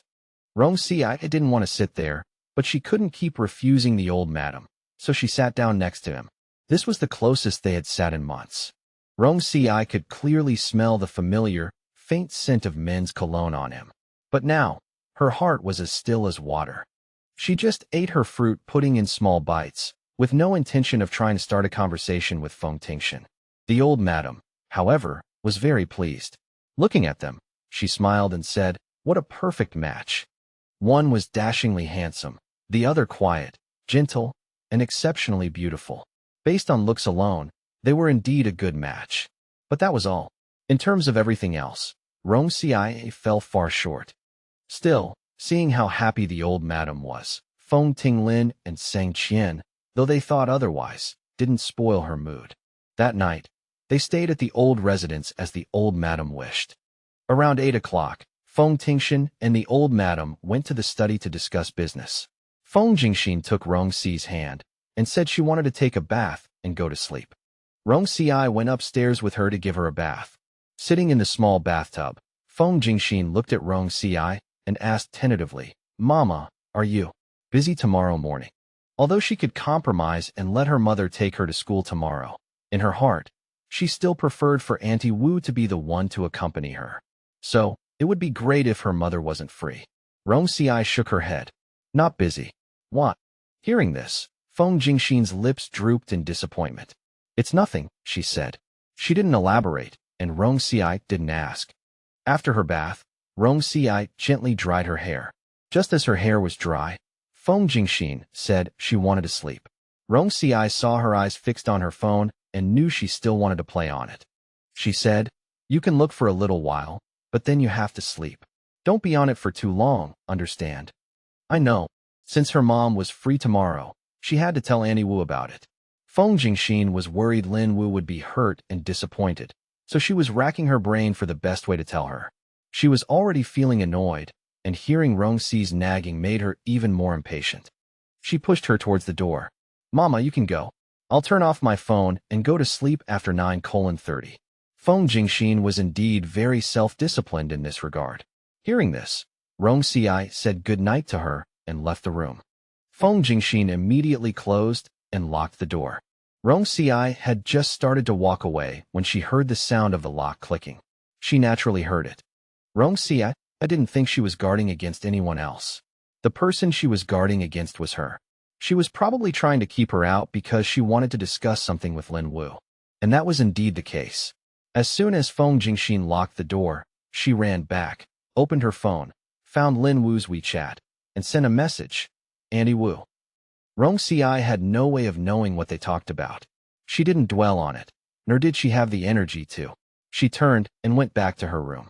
The old madam liked her and would often ask her to come over for dinner. Over the years, she had left quite a few of her daily necessities there. She found a set of pajamas and went into the bathroom to shower. After her shower, she sat on the side of the bed where she usually slept. Seeing that it was still early, she picked up a book she had put in her bag earlier and began to read quietly. She didn't know how much time had passed, but when her eyes started to hurt, she closed the book and checked the time. It was already 11:30 p.m. But Feng Tingshen hadn't returned. In fact, even though Feng Tingshen initially believed Rong Ci had schemed against him, by the third year of their marriage, his attitude towards Rong Ci, while still not exactly close, had improved compared to before. But then, not long after, Lin Wu appeared. He fell in love with Lin Wu and began to keep his distance from her again. From then on, he had almost never touched her. So, she didn't know if Feng Tingshen hadn't come back this late because he wasn't planning to return to the room at all, or if he was busy with something. Thinking about this, Rong Ci unconsciously left the bedroom and went downstairs. Just then, a voice came from a short distance away. Everyone's asleep. Why aren't you going back to your room so late? Is it because Rong Ci is there and you don't want to go back? It was Feng Tinglin's voice. It was Feng Tinglin and Feng Tingshen. Rong Ci looked in the direction of the sound. Her steps paused. Feng Tingshen was smoking, not answering. The distance was far, and Feng Tingshen was backlit, so Rong Ci couldn't see the expression on Feng Tingshen's face clearly. Feng Tinglin. Actually, I can understand you. I've seen Lin Wu a few times. I heard Lin Wu is only 25 and already has a doctorate from a world-class university, and Lin Wu seems to handle Lin Wu's family's business very well. Lin Wu is beautiful, and her personality is wild and untamable.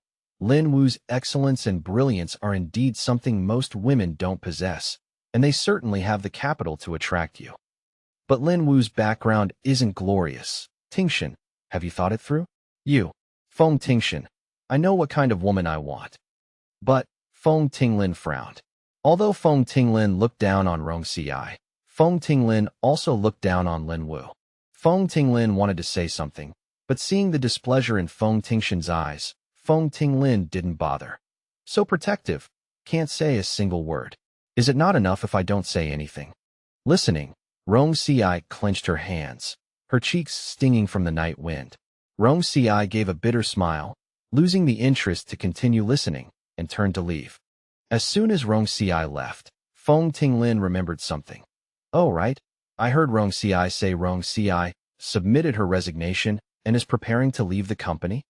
Feng Tingshen. The day before yesterday afternoon, Cheng Yuan said Rong Ci made a mistake, and Cheng Yuan was quite angry. I told Cheng Yuan to follow company procedure and dismiss Rong Ci. Feng Tinglin scoffed. So that's it. When Rong Ci brought it up before, Rong Ci's tone made it sound like Rong Ci resigned herself.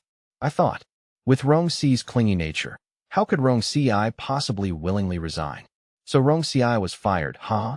Feng Tingshen didn't respond, as if the matter had nothing to do with Feng Tingshen.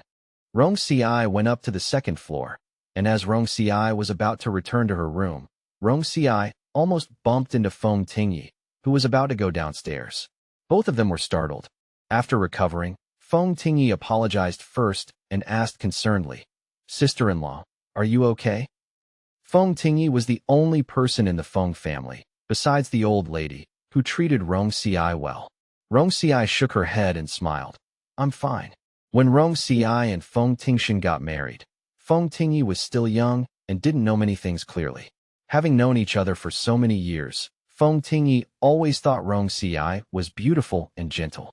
After marriage, Rong Ci never initiated arguments with Feng Tingyi's brother, always being very tolerant of Feng Tingyi's brother.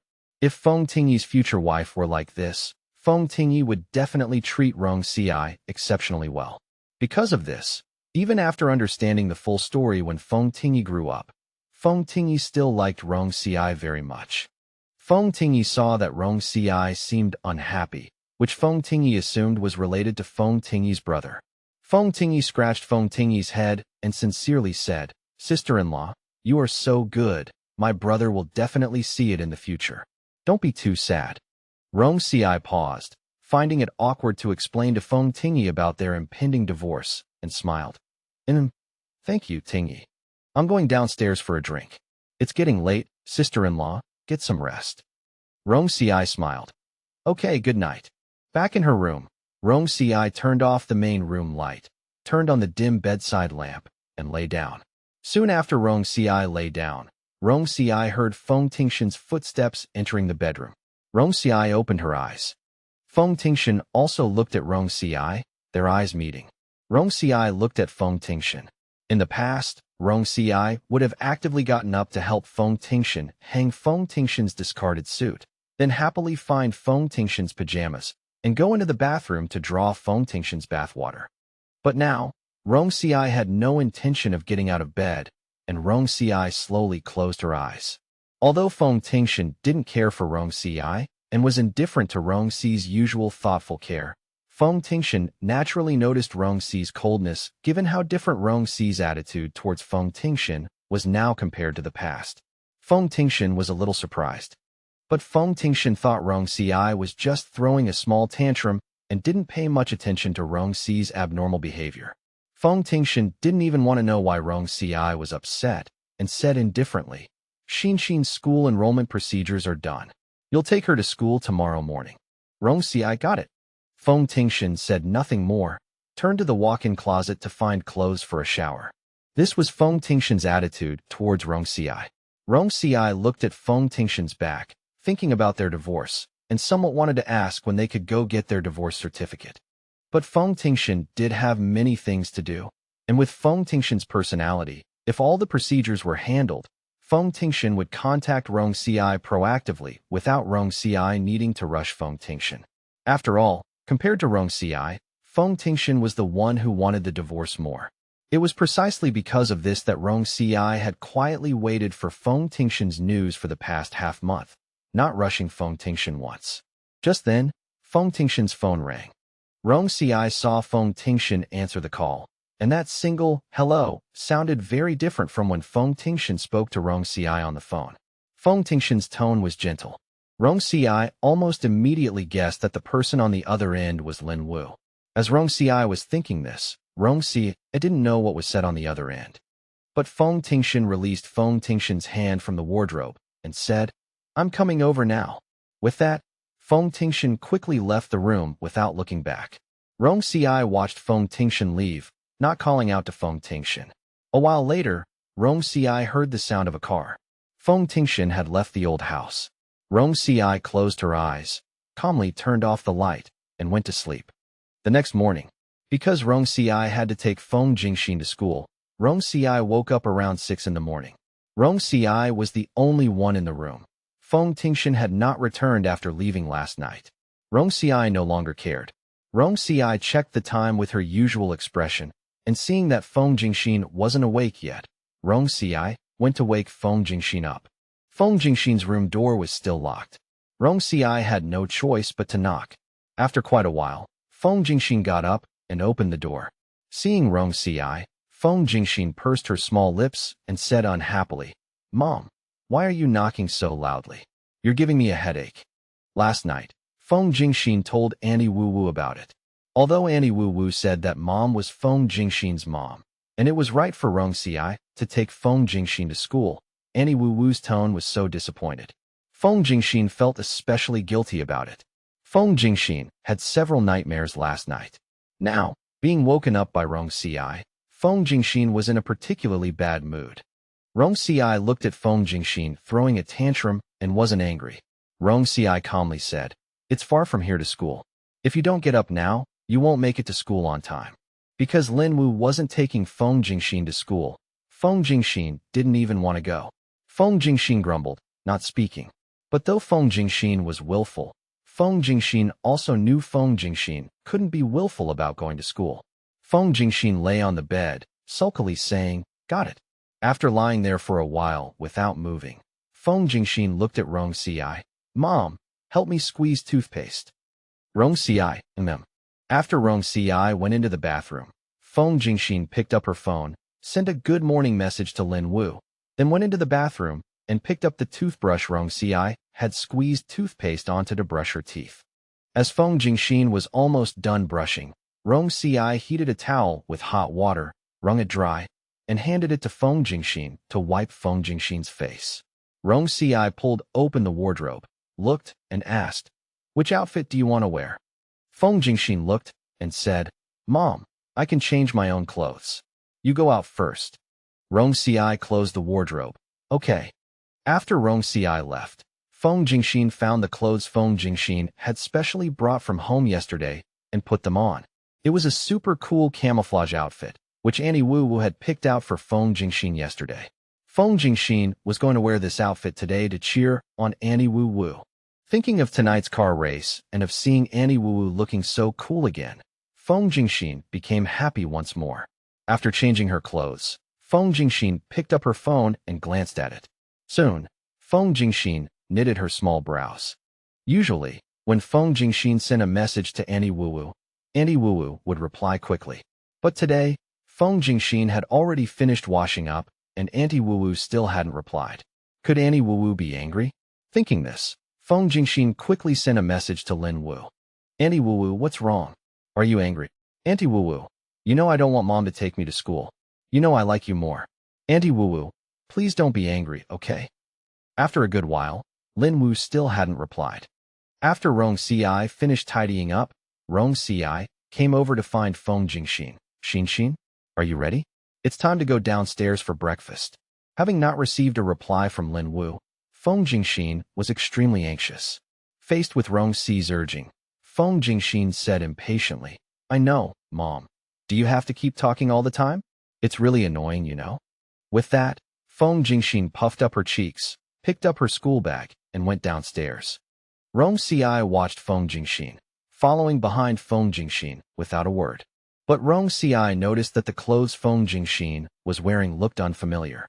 Rong Ci had always prepared Feng Tingshen's clothes for Feng Tingshen before, and of course, Rong Ci had consulted Feng Tingshen's opinion, making sure they matched Feng Tingshen's preferences. But ever since Feng Tingshen went to Country A with Feng Tingshen, Feng Tingshen's aesthetic sense had changed. Rong Ci heard this was because Feng Tingshen had learned rock climbing and skateboarding with Lin Wu. Rong Ci heard that Lin Wu was not only excellent in her studies, but also had many hobbies, making Lin Wu an exceptionally dazzling and charming modern woman. Lin Wu was good at skateboarding, rock climbing, paragliding, and more. Feng Tingshen idolized Lin Wu, so much so that even Feng Tingshen's personal preferences had changed. Regarding this, although Rong Ci had been sad that Feng Tingshen was so close to Lin Wu, since it was Feng Tingshen's preference, Rong Ci had never said much. In fact, when buying clothes for Feng Tingshen in the past 2 years, Rong Ci had already bought them according to Feng Tingshen's current preferences. However, these new clothes that Rong Ci bought for Feng Tingshen were only glanced at a few times by Feng Tingshen, but never worn. Now Feng Tingshen only wore clothes chosen for Feng Tingshen by Lin Wu. Seeing the clothes Feng Tingshen was wearing now, Rong Ci almost immediately guessed what was going on. But Rong Ci didn't ask. As if Rong Ci hadn't noticed, Rong Ci went downstairs with a natural expression. When they went downstairs, Feng Tingshen and the others were still not awake. The old lady, however, was awake. "Xiao Ci and Xinxin are up so early?" Rong Ci smiled. "Yes, good morning, Grandma." Feng Tingshen was in a bad mood and grumbled. "Good morning, great-grandmother." Feng Tingshen didn't speak. Feng Tingshen didn't want to talk. The old lady, "Xinxin, are you unhappy? What happened?" The butler, who had heard Rong Ci knocking on Feng Tingshen's door, smiled and said, Feng Tingshen was probably woken up before Feng Tingshen was fully awake, so Feng Tingshen's in a bad mood. The old lady listened, smiled, and then asked again, "Where's Tingshen? Is Feng Tingshen not awake yet?" Rong Ci's expression was as usual. Rong Ci said, "Tingshen had something to attend to last night, and went out." The old lady's face immediately darkened. The old lady immediately guessed what had happened.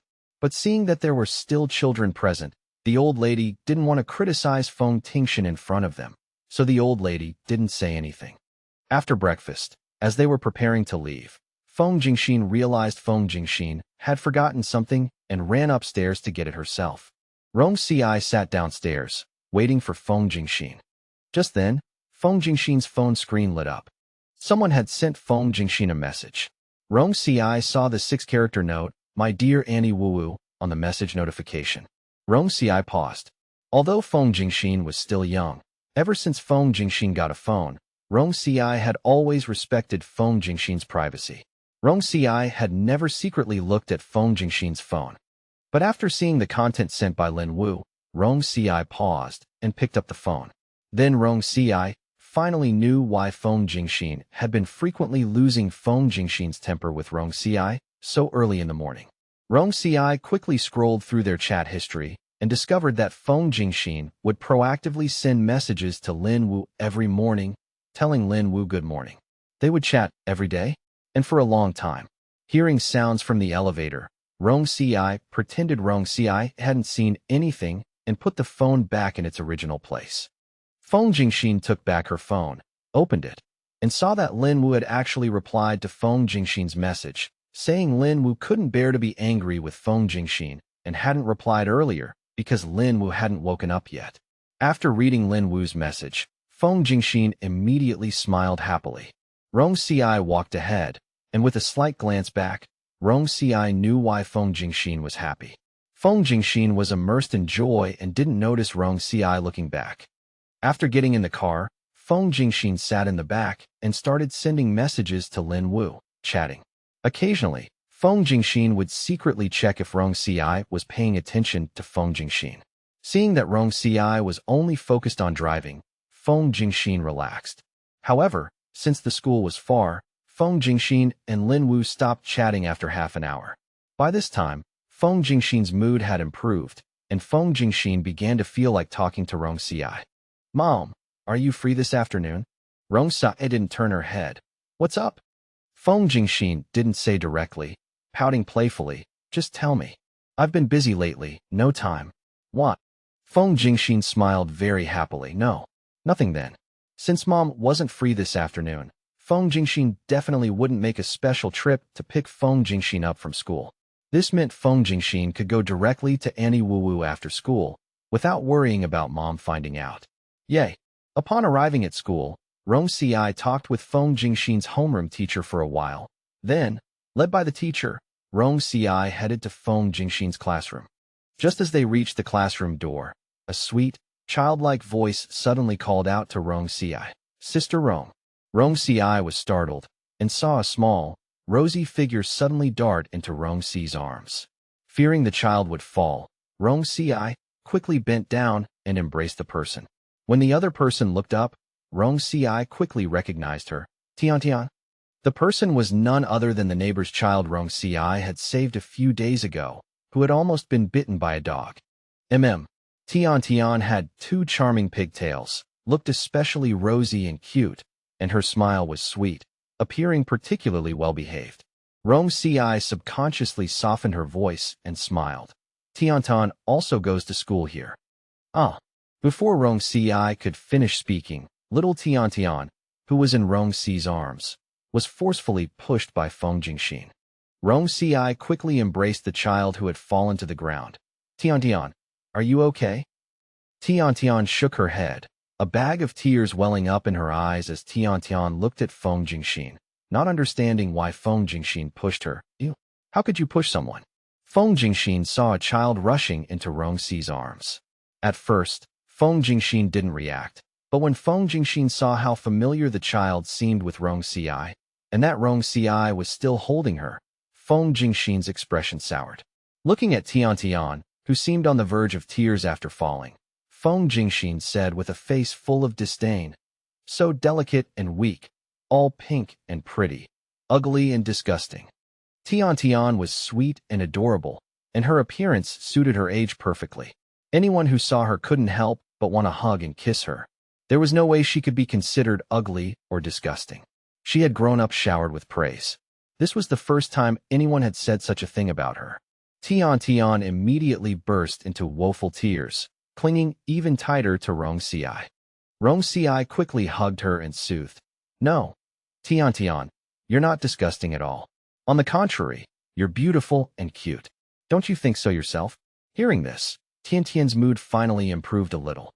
Before she could speak, Feng Tingshen saw Rong Ci still holding Tian and praising her beauty and cuteness, and her eyes immediately welled up. I don't like you anymore. I don't want you to be my mom. With that, she was about to run off. Rong Ci quickly reached out and pulled her into an embrace. Her hurtful words were unexpected by Rong Ci. Though angry, she didn't want to reprimand her in public and make her lose face. She held her and kissed her. All right, don't be angry for now. Feng Tingshen was extremely angry, but seeing Rong Ci kiss her, half her anger dissipated, and she felt even more wronged. She suddenly burst into tears, pushing her luck with a demand. Then, you're not allowed to hug her anymore, and you're not allowed to call her cute. Only then did Rong Ci understand why she was unhappy. So, she was jealous. It turned out that even though she didn't want her as a mom anymore, seeing someone try to take her away made her unhappy. Rong Ci found it a bit amusing. She didn't agree, but she kissed her to soothe her emotions, then carried both children further away, leaving the crowd. Feng Tingshen took the opportunity to push Tian out of Rong Ci's arms. Tian had a good temper. Although she liked Rong Ci very much, she didn't have such a strong possessive desire for her. Moreover, Feng Tingshen looked fierce, and Tian was a little afraid of her. Rong Ci held Feng Tingshen and said gently, Xinxin, Mommy knows you're very cool right now, but everyone has different aesthetics. You like being cool and handsome, but some people like being cute, sweet, and adorable. You can't call someone disgusting and ugly just because their aesthetics are different from yours. We should respect everyone's aesthetics and preferences. You understand what Mommy's saying, right? Rong Ci knew that her daughter was actually exceptionally smart. What she said, other children might not understand, but Feng Tingshen would definitely grasp it. Feng Tingshen did understand. She also knew that what she said was wrong, but she just couldn't stand Rong Ci holding other children or being nice to them. She pursed her small lips and remained silent. Rong Ci ruffled the top of her head and gently wiped her tears with a handkerchief. It's okay to make mistakes, just correct them, but you can't talk about others like that again, understand? Seeing Rong Ci still being so kind to her, Feng Tingshen's temper softened a bit. She hugged her, nuzzled into her embrace, and sniffled while nodding. Got it. Rong Ci smiled, kissed her little face, then turned to Tian and said, Tian, this is Xinxin, Auntie's daughter. She knows she made a mistake. Are you willing to forgive her? Tian was a little afraid of Feng Tingshen, but Rong Ci was very gentle, and she liked Rong Ci, so she obediently nodded. I'm willing. Thank you, Tian. Rong Ci smiled, then looked at her daughter. Xinxin, what should you do? Feng Tingshen looked up from Rong Ci's arms. I'm sorry. Tian smiled shyly. It's okay. The matter was finally resolved, and Rong Ci breathed a sigh of relief, taking both children to the classroom. The homeroom teacher led Tian away. Rong Ci squatted down, looked at her daughter, and said gently, All right, it's fine now. Shall we go into the classroom? Feng Tingshen wouldn't feel embarrassed or shy away from entering the classroom because she had just pushed and scolded someone and been watched by a crowd. She had never been a timid or fearful child, nor did she care what other children thought of her. She suddenly felt a bit reluctant for Rong Ci to leave, holding on to her without letting go. Mommy. Rong Ci hugged her back. What's wrong? I want to. She hadn't eaten Rong Ci's cooking in a long time and suddenly missed it. But as the words reached her lips, she remembered she was going to see Lin Wu's competition that evening. Her eyes flickered, and she let go of Rong Ci. It's nothing. Mommy's cooking. She could have whenever she wanted, but Auntie Wu Wu's competition didn't happen often. So, with almost no hesitation, she chose Lin Wu. Okay, then go in quickly. Don't let the teacher wait too long. Only then did Feng Tingshen reluctantly let go of her. But before entering the classroom, she couldn't help but turn back and say, At noon, Mommy, remember to call me. Rong Ci agreed, okay. Only then did Feng Tingshen feel relieved and enter the classroom. Rong Ci watched her confidently stand on the stage and introduce herself, then obediently sit down in her seat, before waving goodbye and leaving the school to go to work at Feng Group. Upon arriving at the company, she didn't see Feng Tingshen, but instead saw Jiang bringing someone to her workstation. This is Su Xuana. She will be taking over your position in the future. Su Xuana was stunningly beautiful, dressed in designer brands. She appraised Rong Ci for a few moments, finding Rong Ci's aura clean and beautiful, and a hint of scrutiny entered her eyes. though she didn't show it. Instead, she enthusiastically extended her hand to introduce herself. Hello, Sister Rong. I'm Su Xuana. Please guide me in the coming days. Rong Ci shook her hand. You're too kind. I'm from T University, just graduated with my master's in June. Sister Rong, which university did you graduate from? You graduated in the first half of the year? Does that mean Su Xuana might not have much work experience, yet she's taking over her position? However, that's just a general assumption. Perhaps Su Xuana has her outstanding qualities? For example, in terms of education, there were many master's graduates in the office, yet she still became their team leader. Thinking of this, Rong Ci gently interrupted Su Xuana and said, Miss Su, we have a meeting soon. Let's discuss work first. Su Xuana charmingly exclaimed, Oh dear, look at me. I almost forgot about important matters. Let's talk about work first. Let's talk about work.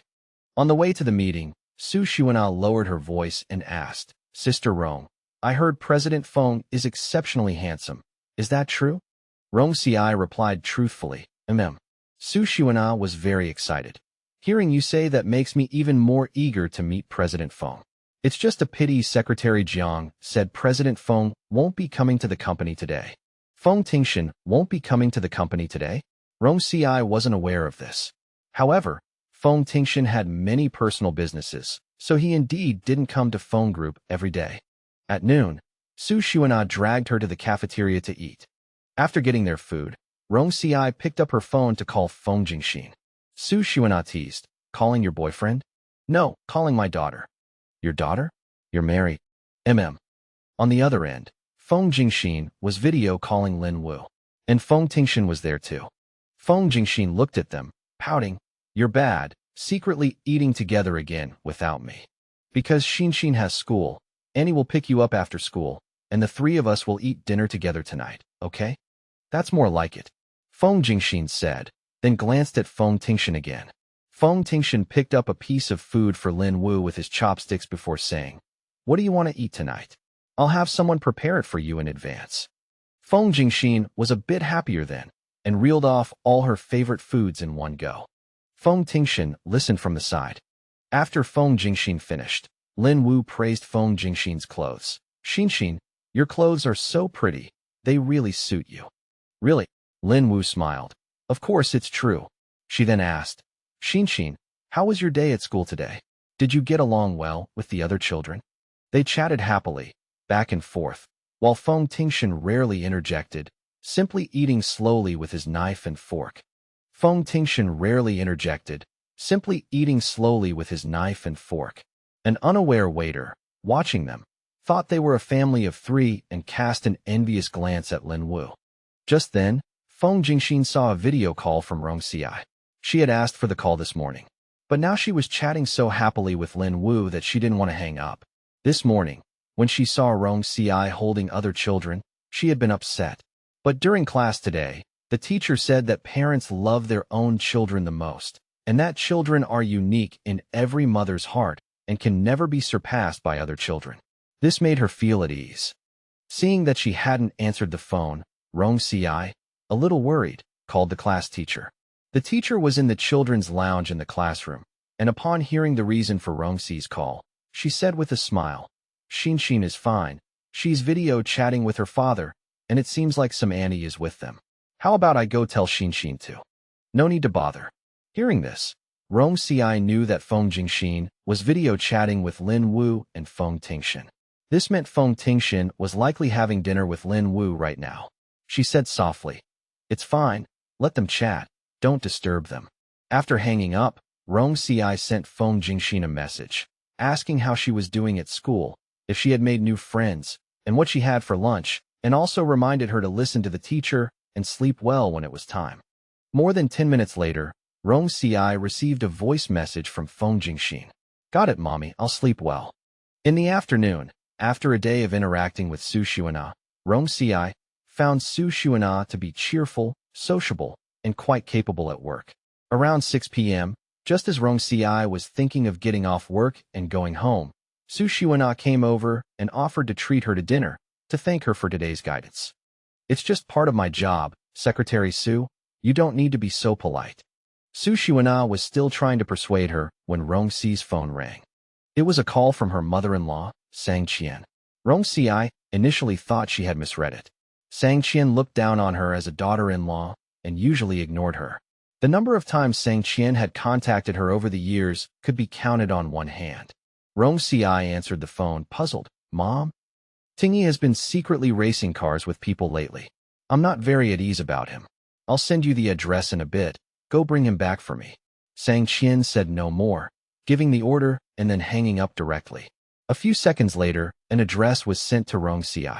Rong Ci checked and found that the address Xinxin sent was a suburban racetrack. She said to Su Xuana, "Sorry, I have an urgent matter to attend to. I'll be leaving first."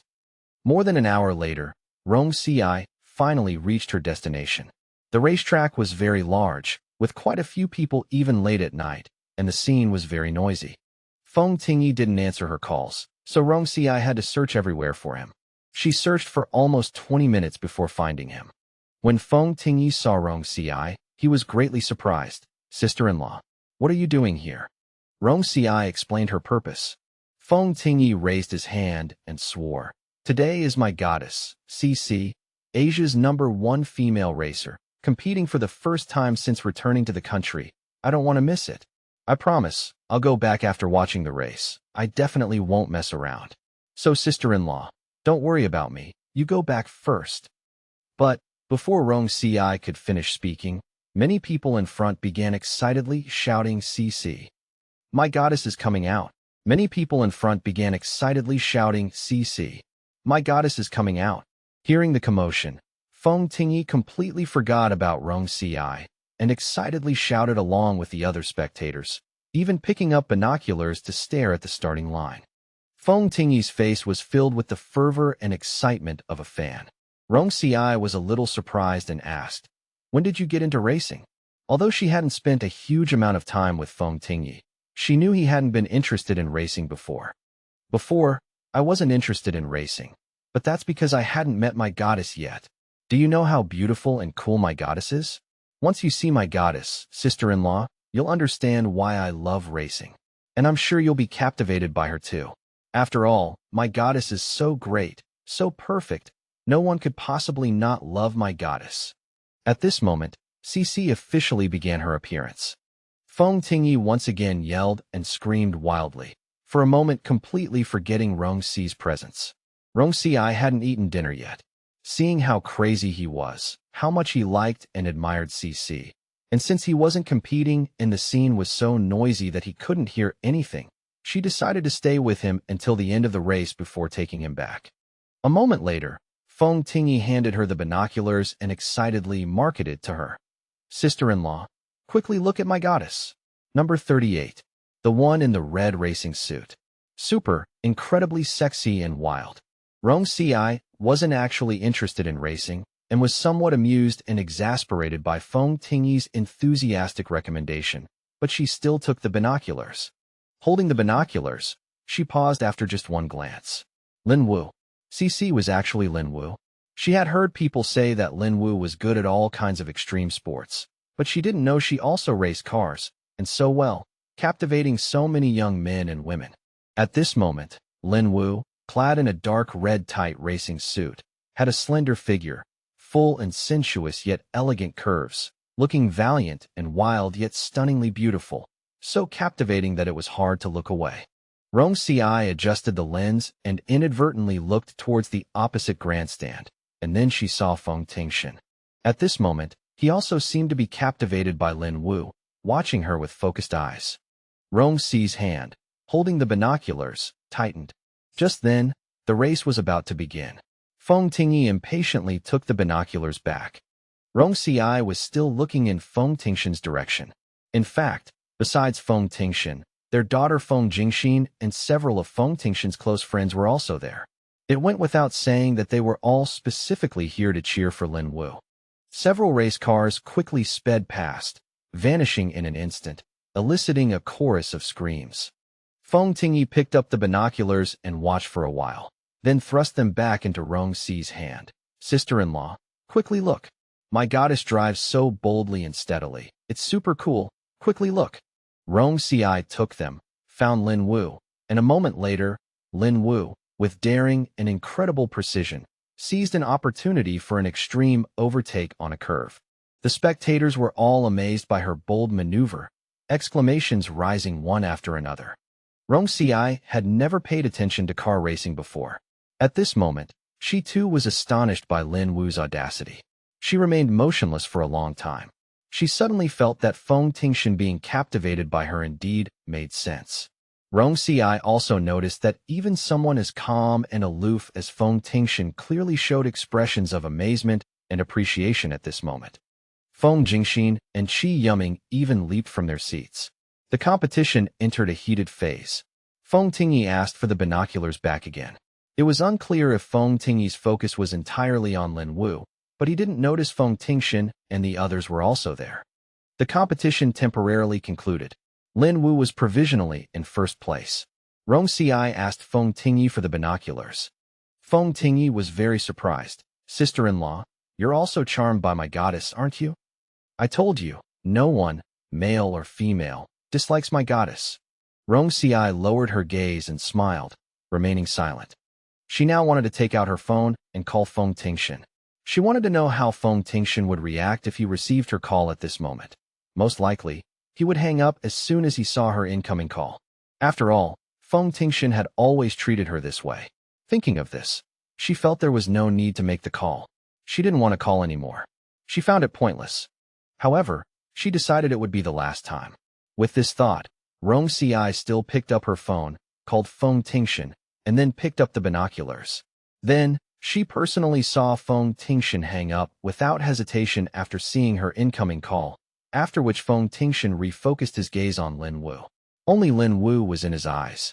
Rong Ci took a deep breath, then smiled, and calmly returned the binoculars to Feng Tingyi.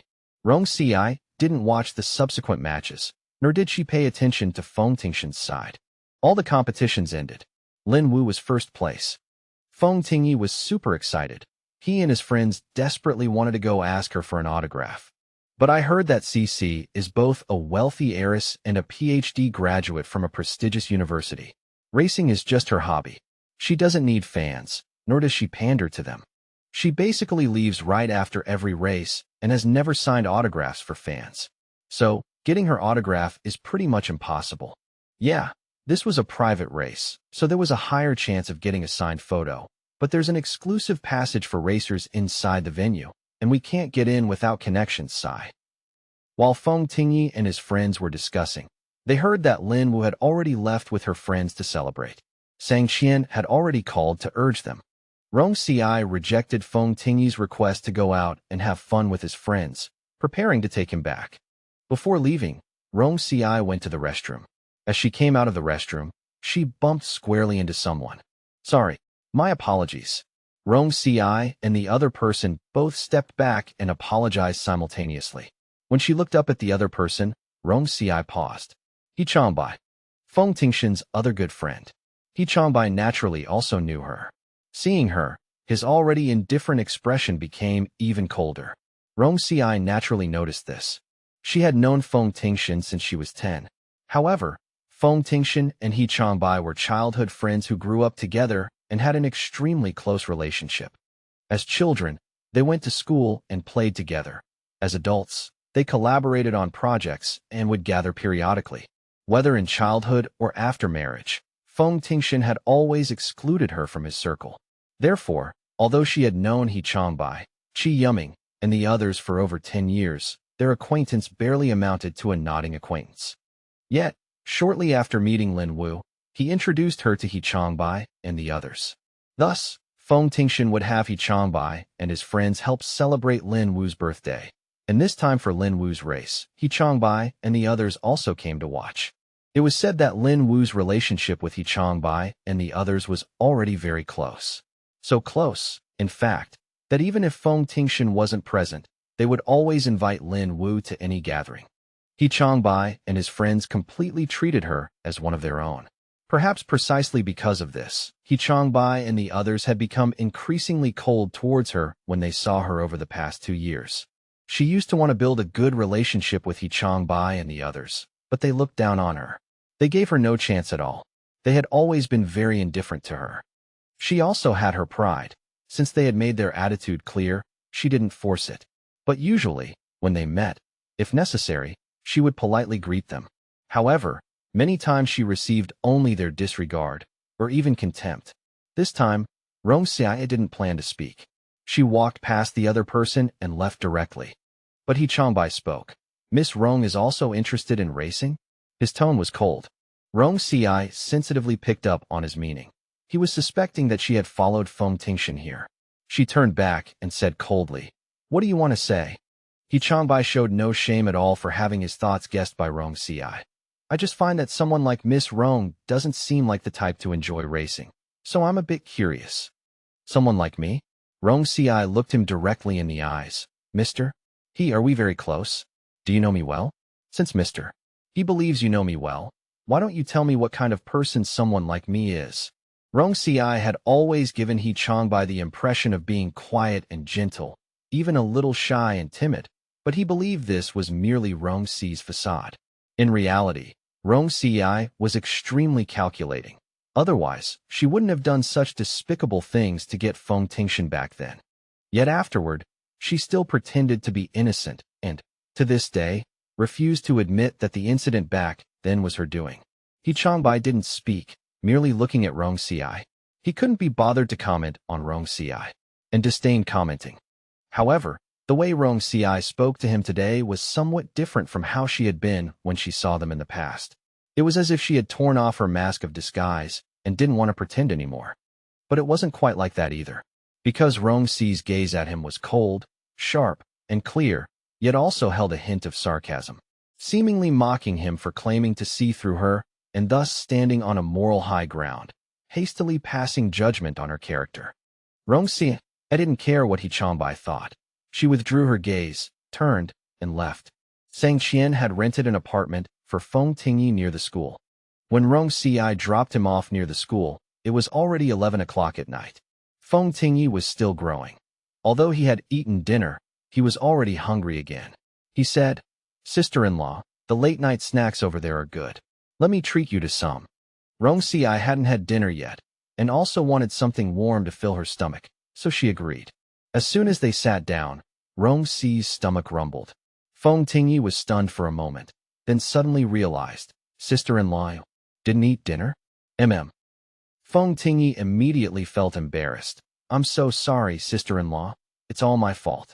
"It's fine. I wasn't hungry before." Feng Tingshen looked at Rong Ci's gentle smile, feeling a pang in his heart. He truly felt that Rong Ci was especially good. It was a pity his brother just didn't like her, Sai.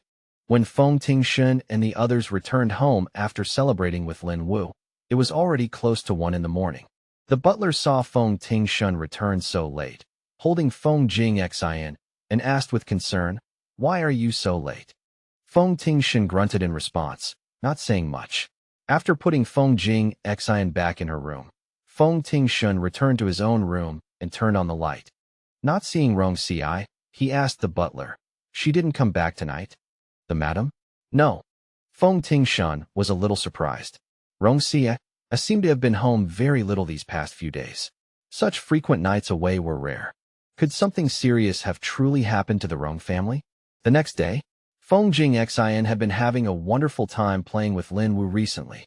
When she woke up in the morning, her face was full of smiles, feeling very content. In an excellent mood, she thought of Rong Ci.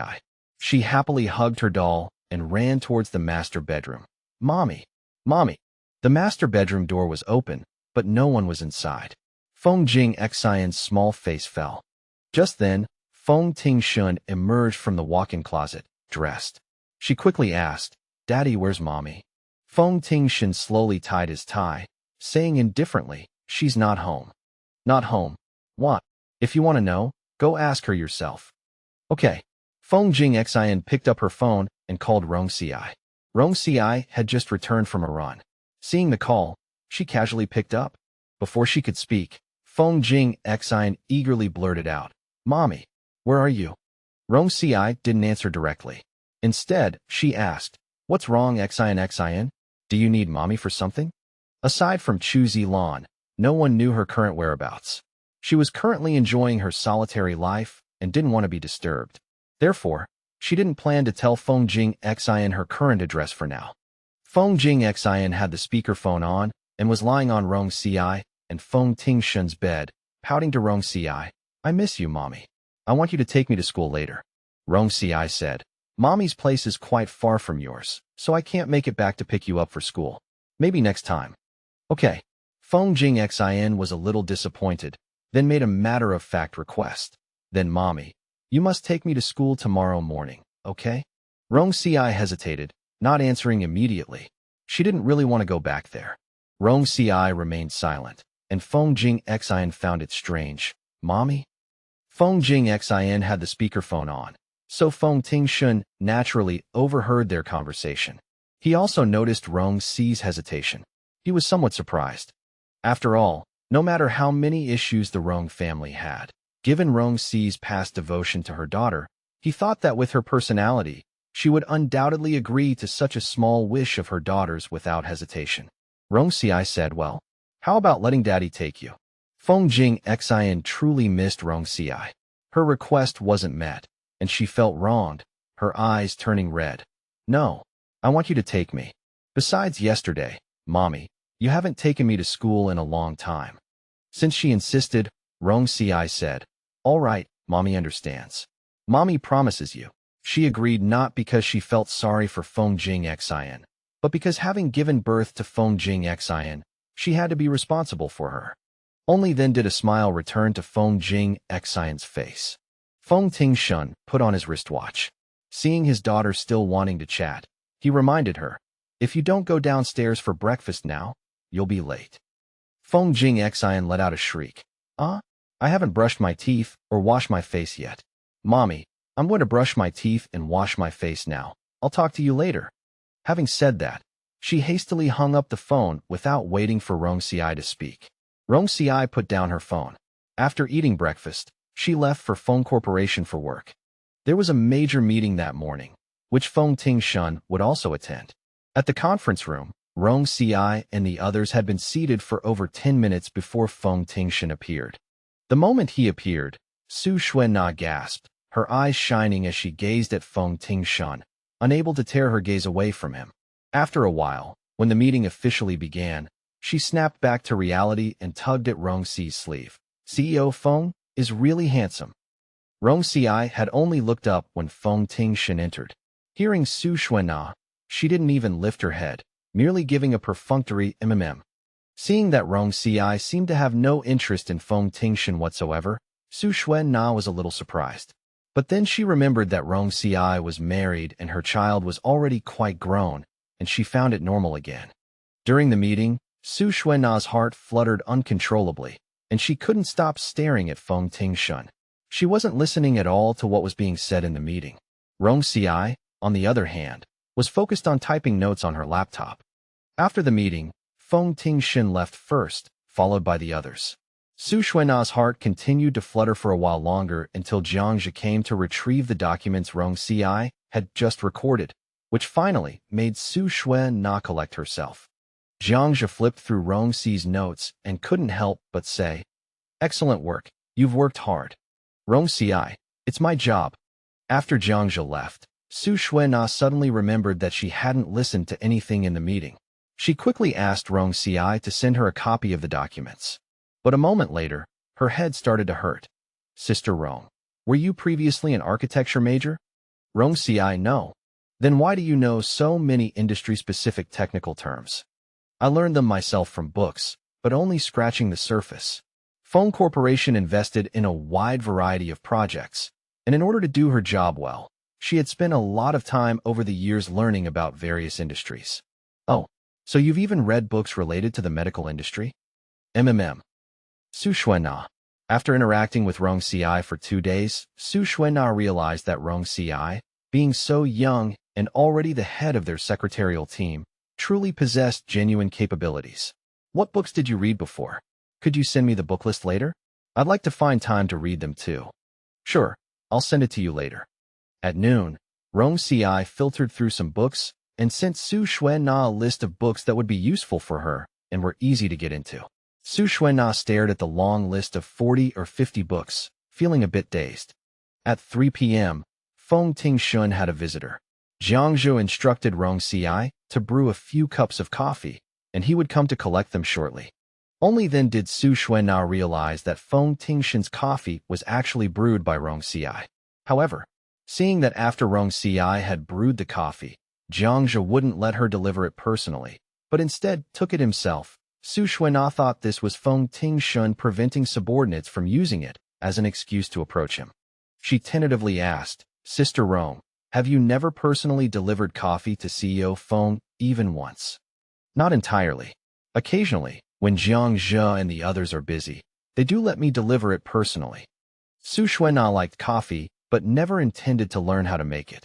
Now, hearing Rong Ci say this, her eyes lit up. "Sister Rong, how do you brew coffee to suit the CEO's taste? Can you teach me?" Even if the opportunities were few, she wanted to seize them. Rong Ci saw through Su Xuanna's intentions. She said, "Yes, I can."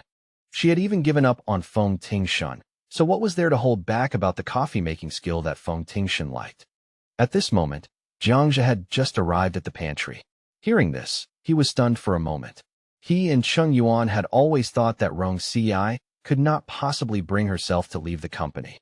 They also firmly believed she would find an opportunity to stay. Yesterday, when Su Xuanna, who was taking over her job, came to work, they still thought Rong Ci would take action. After all, Su Xuanna was exceptionally beautiful and glamorous.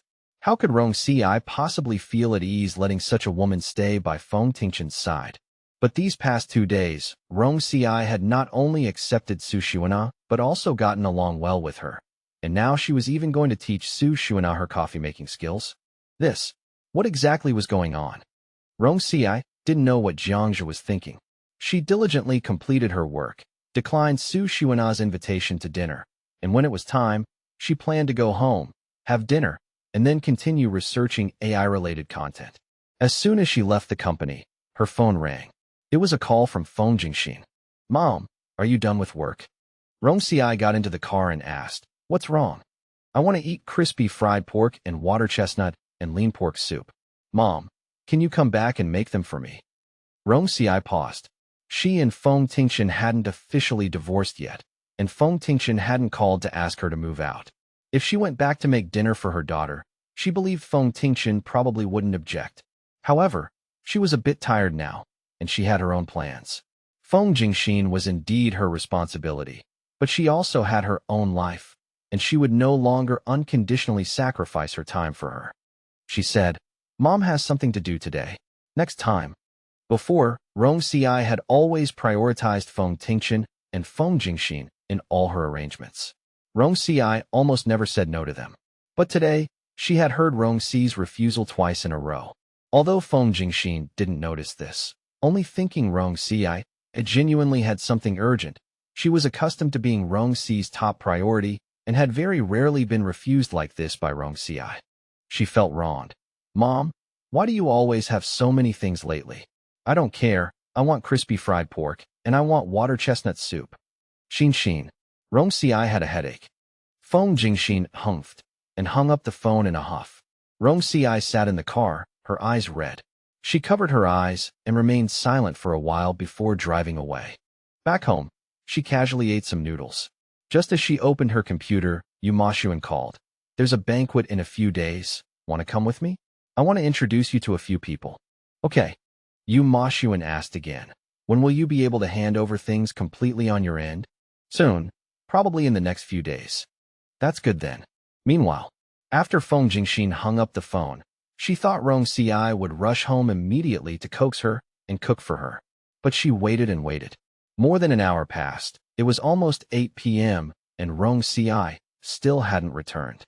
The housekeeper, worried she would be hungry, advised, "Since Madam has something to do, Miss, why don't you eat something to tide you over, and then Madam can make it for you when she gets back." "I don't want to." Feng Jingxin pouted. Seeing that Rong Ci hadn't returned for so long and hadn't even called, this time, she was truly wronged. As soon as the housekeeper mentioned it, she burst into tears. "I only want to eat what Mom cooks." But the housekeeper thought Rong Ci genuinely had urgent business and couldn't return. Helpless, he thought for a moment and called Feng Tingshen. It took a while for Feng Tingshen to answer the phone. What is it? The housekeeper explained everything in detail. Feng Tingshen, give her the phone. Feng Xinxin took the phone, sobbing, Daddy, eat first. Feng Xinxin wiped her tears, stubbornly remaining silent. Feng Tingshen also said nothing. Feng Xinxin cried even harder. Feng Tingshen's tone was light. I'll take you out to play this weekend. You pick the place. Her gasp stopped. Really? Eat first. Daddy, have you eaten? I'm at a social engagement. Oh, go eat. Okay. Feng Xinxin pouted, but her mood brightened. She hung up the phone and obediently went downstairs to eat. After hanging up the phone, Feng Tingshen returned to the private room. Someone inside teased, Mr. Feng always has so many calls. Feng Tingshen took a sip of wine. My daughter was throwing a tantrum and wouldn't eat, so I just coaxed her a bit. Upon hearing this, the others showed various expressions. For years, rumors had circulated that Feng Tingshen had married years ago, but no one knew who Mrs. Feng was. However, some also said that Feng Tingshen wasn't married at all. They didn't know the truth and didn't dare to ask further. Now, hearing Feng Tingshen voluntarily mention he had a daughter, many were greatly surprised. But beyond that, they dared not ask any more questions. After dinner, Feng Xinxin kept waiting for Rong Ci, waiting for her to come home. But it was past 9 in the evening. She had already showered, and Rong Ci still hadn't returned. She kept an ear out for any movement outside. Around 10 o'clock, when she heard the sound of a car outside, her eyes lit up, and she pattered down the stairs. Mom. Before she could finish her sentence, her cheerful voice abruptly stopped when she saw that the person stepping through the door was Feng Tingshen. Daddy. Feng Tingshen handed his jacket to the housekeeper, not missing the disappointment on her face. What's wrong? I thought Mom was back. Feng Tingshen didn't feel the so-called children only care about Mom, not Dad jealousy. He paused. She's not back yet. Feng Tingshen didn't take it to heart and said, she must be busy with something. Didn't she promise to take you to school tomorrow morning? Go to bed early, and you'll see her when you wake up tomorrow. Hearing this, Feng Xinxin finally brightened up a bit. Okay. After going upstairs, Feng Tingshen went to the study to handle some matters. By the time he finished, it was almost midnight. He had thought Rong Ci would have returned while he was busy, but only after he returned to his room did he realize Rong Ci wasn't there. She hadn't come back. It seemed something truly had happened to the Rong family. Thinking this, Feng Tingshen calmly entered the bathroom. The next day, because she had to take Feng Xinxin to school, Rong Ci got up early. She ate a simple meal and then drove out of the community. As the car entered the familiar villa area, Rong Ci had a momentary trance. She had lived here for almost 7 years, and now, after only about 20 days of being away, it felt as if she hadn't returned for half a lifetime. In fact, nothing had changed here, not a single blade of grass or tree. Yet, Rong Ci had already begun to feel a sense of unfamiliarity with the place. The housekeeper saw her and quickly came out to greet her. Madam is back. Regarding the housekeeper's address, Rong Ci paused, but ultimately didn't correct him. She replied, then asked, Where's Xinxin? She's probably still asleep. It was actually almost time. If Feng Xinxin didn't come downstairs for breakfast soon, she would be late. However, she had no intention of going upstairs herself, merely asked Aunt Lu to go up and urge her. Housekeeper, Madam, have you had breakfast? Breakfast is ready. How about? Rong Ci smiled faintly, shaking her head. No need. I've already eaten. Oh, I see, all right. Just then, Feng Tingshen came downstairs. Rong Ci looked at him, said nothing, just gave a faint nod as a greeting. Feng Tingshen paused his steps, and before he could speak, Feng Xinxin ran down from upstairs and threw herself into Rong Ci's arms. Feng Xinxin ran down from upstairs and threw herself into Rong Ci's arms. Rong Ci hugged her, gently rubbed her hair, and smiled. It's getting late. Hurry and eat breakfast. As expected, she saw Mom as soon as she woke up this morning. She snuggled in Rong Ci's arms, smelling Rong Ci's familiar scent, and Feng Xinxin was content. Happily, she pulled Rong Ci to sit with her. Then Mom, eat with me. Rong Ci, I didn't get up. Mom has already eaten, you eat. Feng Xinxin whined. Then Mom, just talk with me. While the mother and daughter were talking, Feng Tingshen had already sat down in the dining room. Rong Ci couldn't refuse her daughter, so she went to the dining room with Feng Xinxin and sat down opposite Feng Tingshen. The housekeeper poured Rong Ci a glass of water. Rong Ci drank the water quietly while listening to Feng Xinxin enthusiastically recount what happened at school yesterday. As for Feng Tingshen, she directly ignored him. Feng Tingshen naturally noticed the change in Rong Ci's attitude towards him. It had been the same when she returned to the old family home last time. Thinking of this, Feng Tingshen frowned and paused his meal. At that moment, his phone suddenly rang. Rong Ci happened to look over just then and saw the two characters, baby, displayed on the incoming call on his phone, which was lying on the table. Rong Ci thought she no longer cared. But after loving him for so many years, how could she completely let go just by saying so? Those two words stung her eyes, and she immediately looked away. Feng Tingshen noticed the pain in her eyes when he looked up, yet he answered the call in front of her without hesitation, speaking softly, "What is it?" Feng Xinxin also noticed the activity on Feng Tingshen's side. In Feng Xinxin's memory, Feng Tingshen only showed such a gentle side when he was with Lin Wu. For a moment, she forgot Rong Ci was also there and asked happily, "Dad, is it Auntie Wu?" Feng Tingshen calmly replied, Feng Xinxin was about to say she wanted to chat with Auntie Wu too, but then she remembered Rong Ci was still there, and knowing Rong Ci disliked Lin Wu, she swallowed the words that were on the tip of her tongue. But her good mood was affected. She furrowed her little brows, couldn't help but think, if only Mom could get along well with Auntie Wu. Lin Wu said something on the other end that made Feng Tingshen frown in concern, and he hurriedly left without even finishing his breakfast. Seeing Feng Tingshen leave in such a rush, Feng Xinxin also grew worried. However, because Rong Ci was there, she didn't ask, but she also lost her appetite for breakfast. She pulled Rong Ci up and said, "Mom, I'm done eating. Let's leave quickly." Although Feng Xinxin didn't say it aloud, Rong Ci saw all her reactions. She knew Feng Xinxin was eager to leave because she wanted to find out about Lin Wu's situation as soon as possible. But she said nothing. She said, "You haven't eaten much. Take some to eat in the car." "No need. I'm not hungry." Rong Ci paused. She didn't insist further. Once in the car, Feng Xinxin didn't wait a second. After sitting in the back seat, she immediately sent a message to Lin Wu. Rong Ci saw it, but said nothing. A little while later, Lin Wu replied, saying it was just a fever and a cold, nothing serious. But Lin Wu's voice in the audio message still sounded a bit hoarse, so Feng Xinxin was still very worried and immediately messaged Lin Wu saying she would visit her after school that afternoon. When the message was sent, Feng Xinxin felt a little guilty. She hadn't eaten Rong Ci's cooking in a long time, and she had originally planned to have dinner with Rong Ci tonight. However, luckily she hadn't had time to say it yet. Thinking of this, she secretly glanced at Rong Ci in the driver's seat. Seeing that Rong Ci hadn't noticed her situation, she felt relieved. Arriving at school, Feng Xinxin affectionately hugged Rong Ci. "Mom, I'm going in now."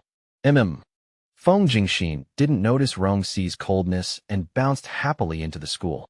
Not long after returning to the company, Rong Ci received a message saying Feng Tingshen had a temporary urgent matter, and the meeting originally scheduled for 10 a.m. that morning was postponed to the afternoon. What Feng Tingshen called an urgent matter was actually going personally to take care of the sick Lin Wu. Rong Ci showed no reaction and focused on her work. Around 2 p.m., Feng Tingshen must have returned to the company, because Jiangzhe contacted everyone saying there would be a meeting at 3 p.m. and also asked her to make Feng Tingshen a cup of coffee. During the meeting, after Feng Tingshen entered the conference room, Rong Ci's hand, which was typing on the keyboard, suddenly paused. His clothes had changed, not the ones from that morning. He had gone to see Lin Wu that morning. Lin Wu was sick. They might not have actually done anything, but it was also highly probable that Feng Tingshen, feeling sorry for Lin Wu, went to bed to accompany her and coax her to sleep. As she thought this, her expression became momentarily dazed. Perhaps he thought she was being infatuated with him regardless of the setting, for when she snapped out of it, she found Feng Tingshen staring at her coldly.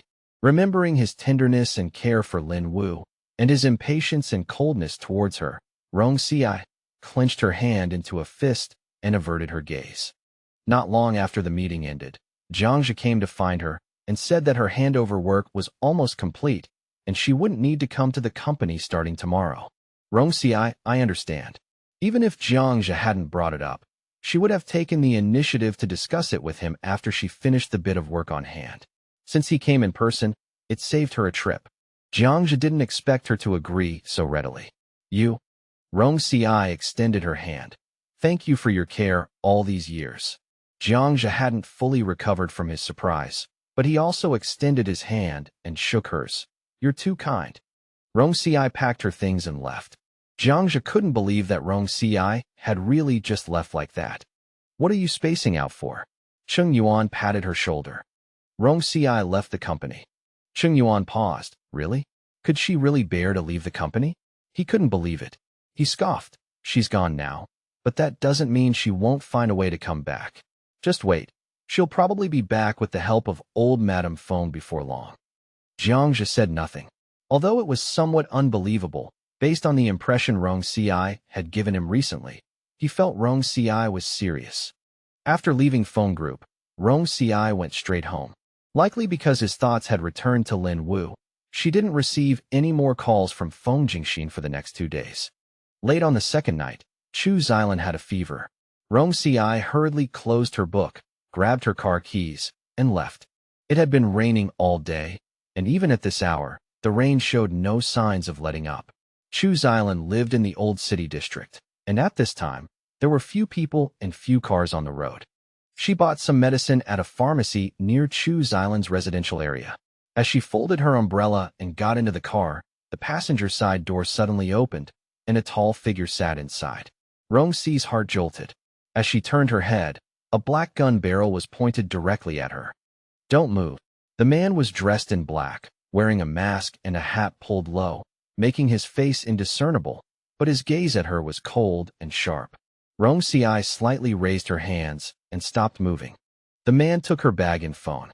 I won't do anything to you. After you take me to where I need to go, you can leave.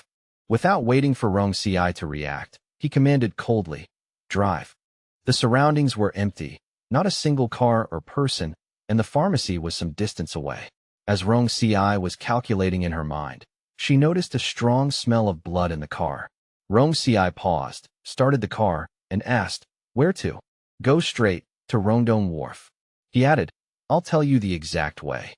No need, I know the way, Rong Ci said, and drove the car out. After that, Rong Ci focused on driving. The man said nothing more, and silence fell inside the car. Rongdong Wharf was half an hour away. Along the way, Rong Ci showed no panic, driving steadily and accurately, not making a single wrong turn. The man held the gun, and his gaze at her slowly changed. But Rong Ci didn't notice. A while later, the man said, stop under the banyan tree ahead. Rong Ci, okay. The car pulled over steadily and stopped. The man's gun was still pointed at her. As he got out of the car, she retrieved her bag, calmly rummaging through it in front of him, and said, I have wound medicine here. In those 30 minutes, the smell of blood in the car had grown increasingly strong. She knew the other party was likely seriously injured. The man paused, but ignored her, getting out of the car directly. His figure quickly disappeared into the darkness. Since the other party refused her kindness, Rong Ci didn't insist, turned the steering wheel, and left. A few minutes later, the man boarded the boat waiting for him and took off his hat and mask. At this moment, his phone rang. He answered the call while having someone treat his wounds. Before he could speak, Qi Yiming hastily said, Changbai, are you all right? My people said they didn't pick you up. Where are you? There was a slight accident, but I've reached the wharf now. That's good. How could something like this happen? You scared me to death. A moment later, after hanging up the phone, Changbai looked at the tall banyan tree in the distance and fell into thought. It was already half an hour later when Rong Ci returned to Chu Xilan. Chu Xilan had taken her medicine and drunk some porridge. Feeling a bit better, she frowned. Why do I smell blood? Xiao Ci, are you hurt? No. That man was injured. When he took her phone and bag, blood got on them. She had actually wiped them clean after returning, but it seems she didn't get it completely clean.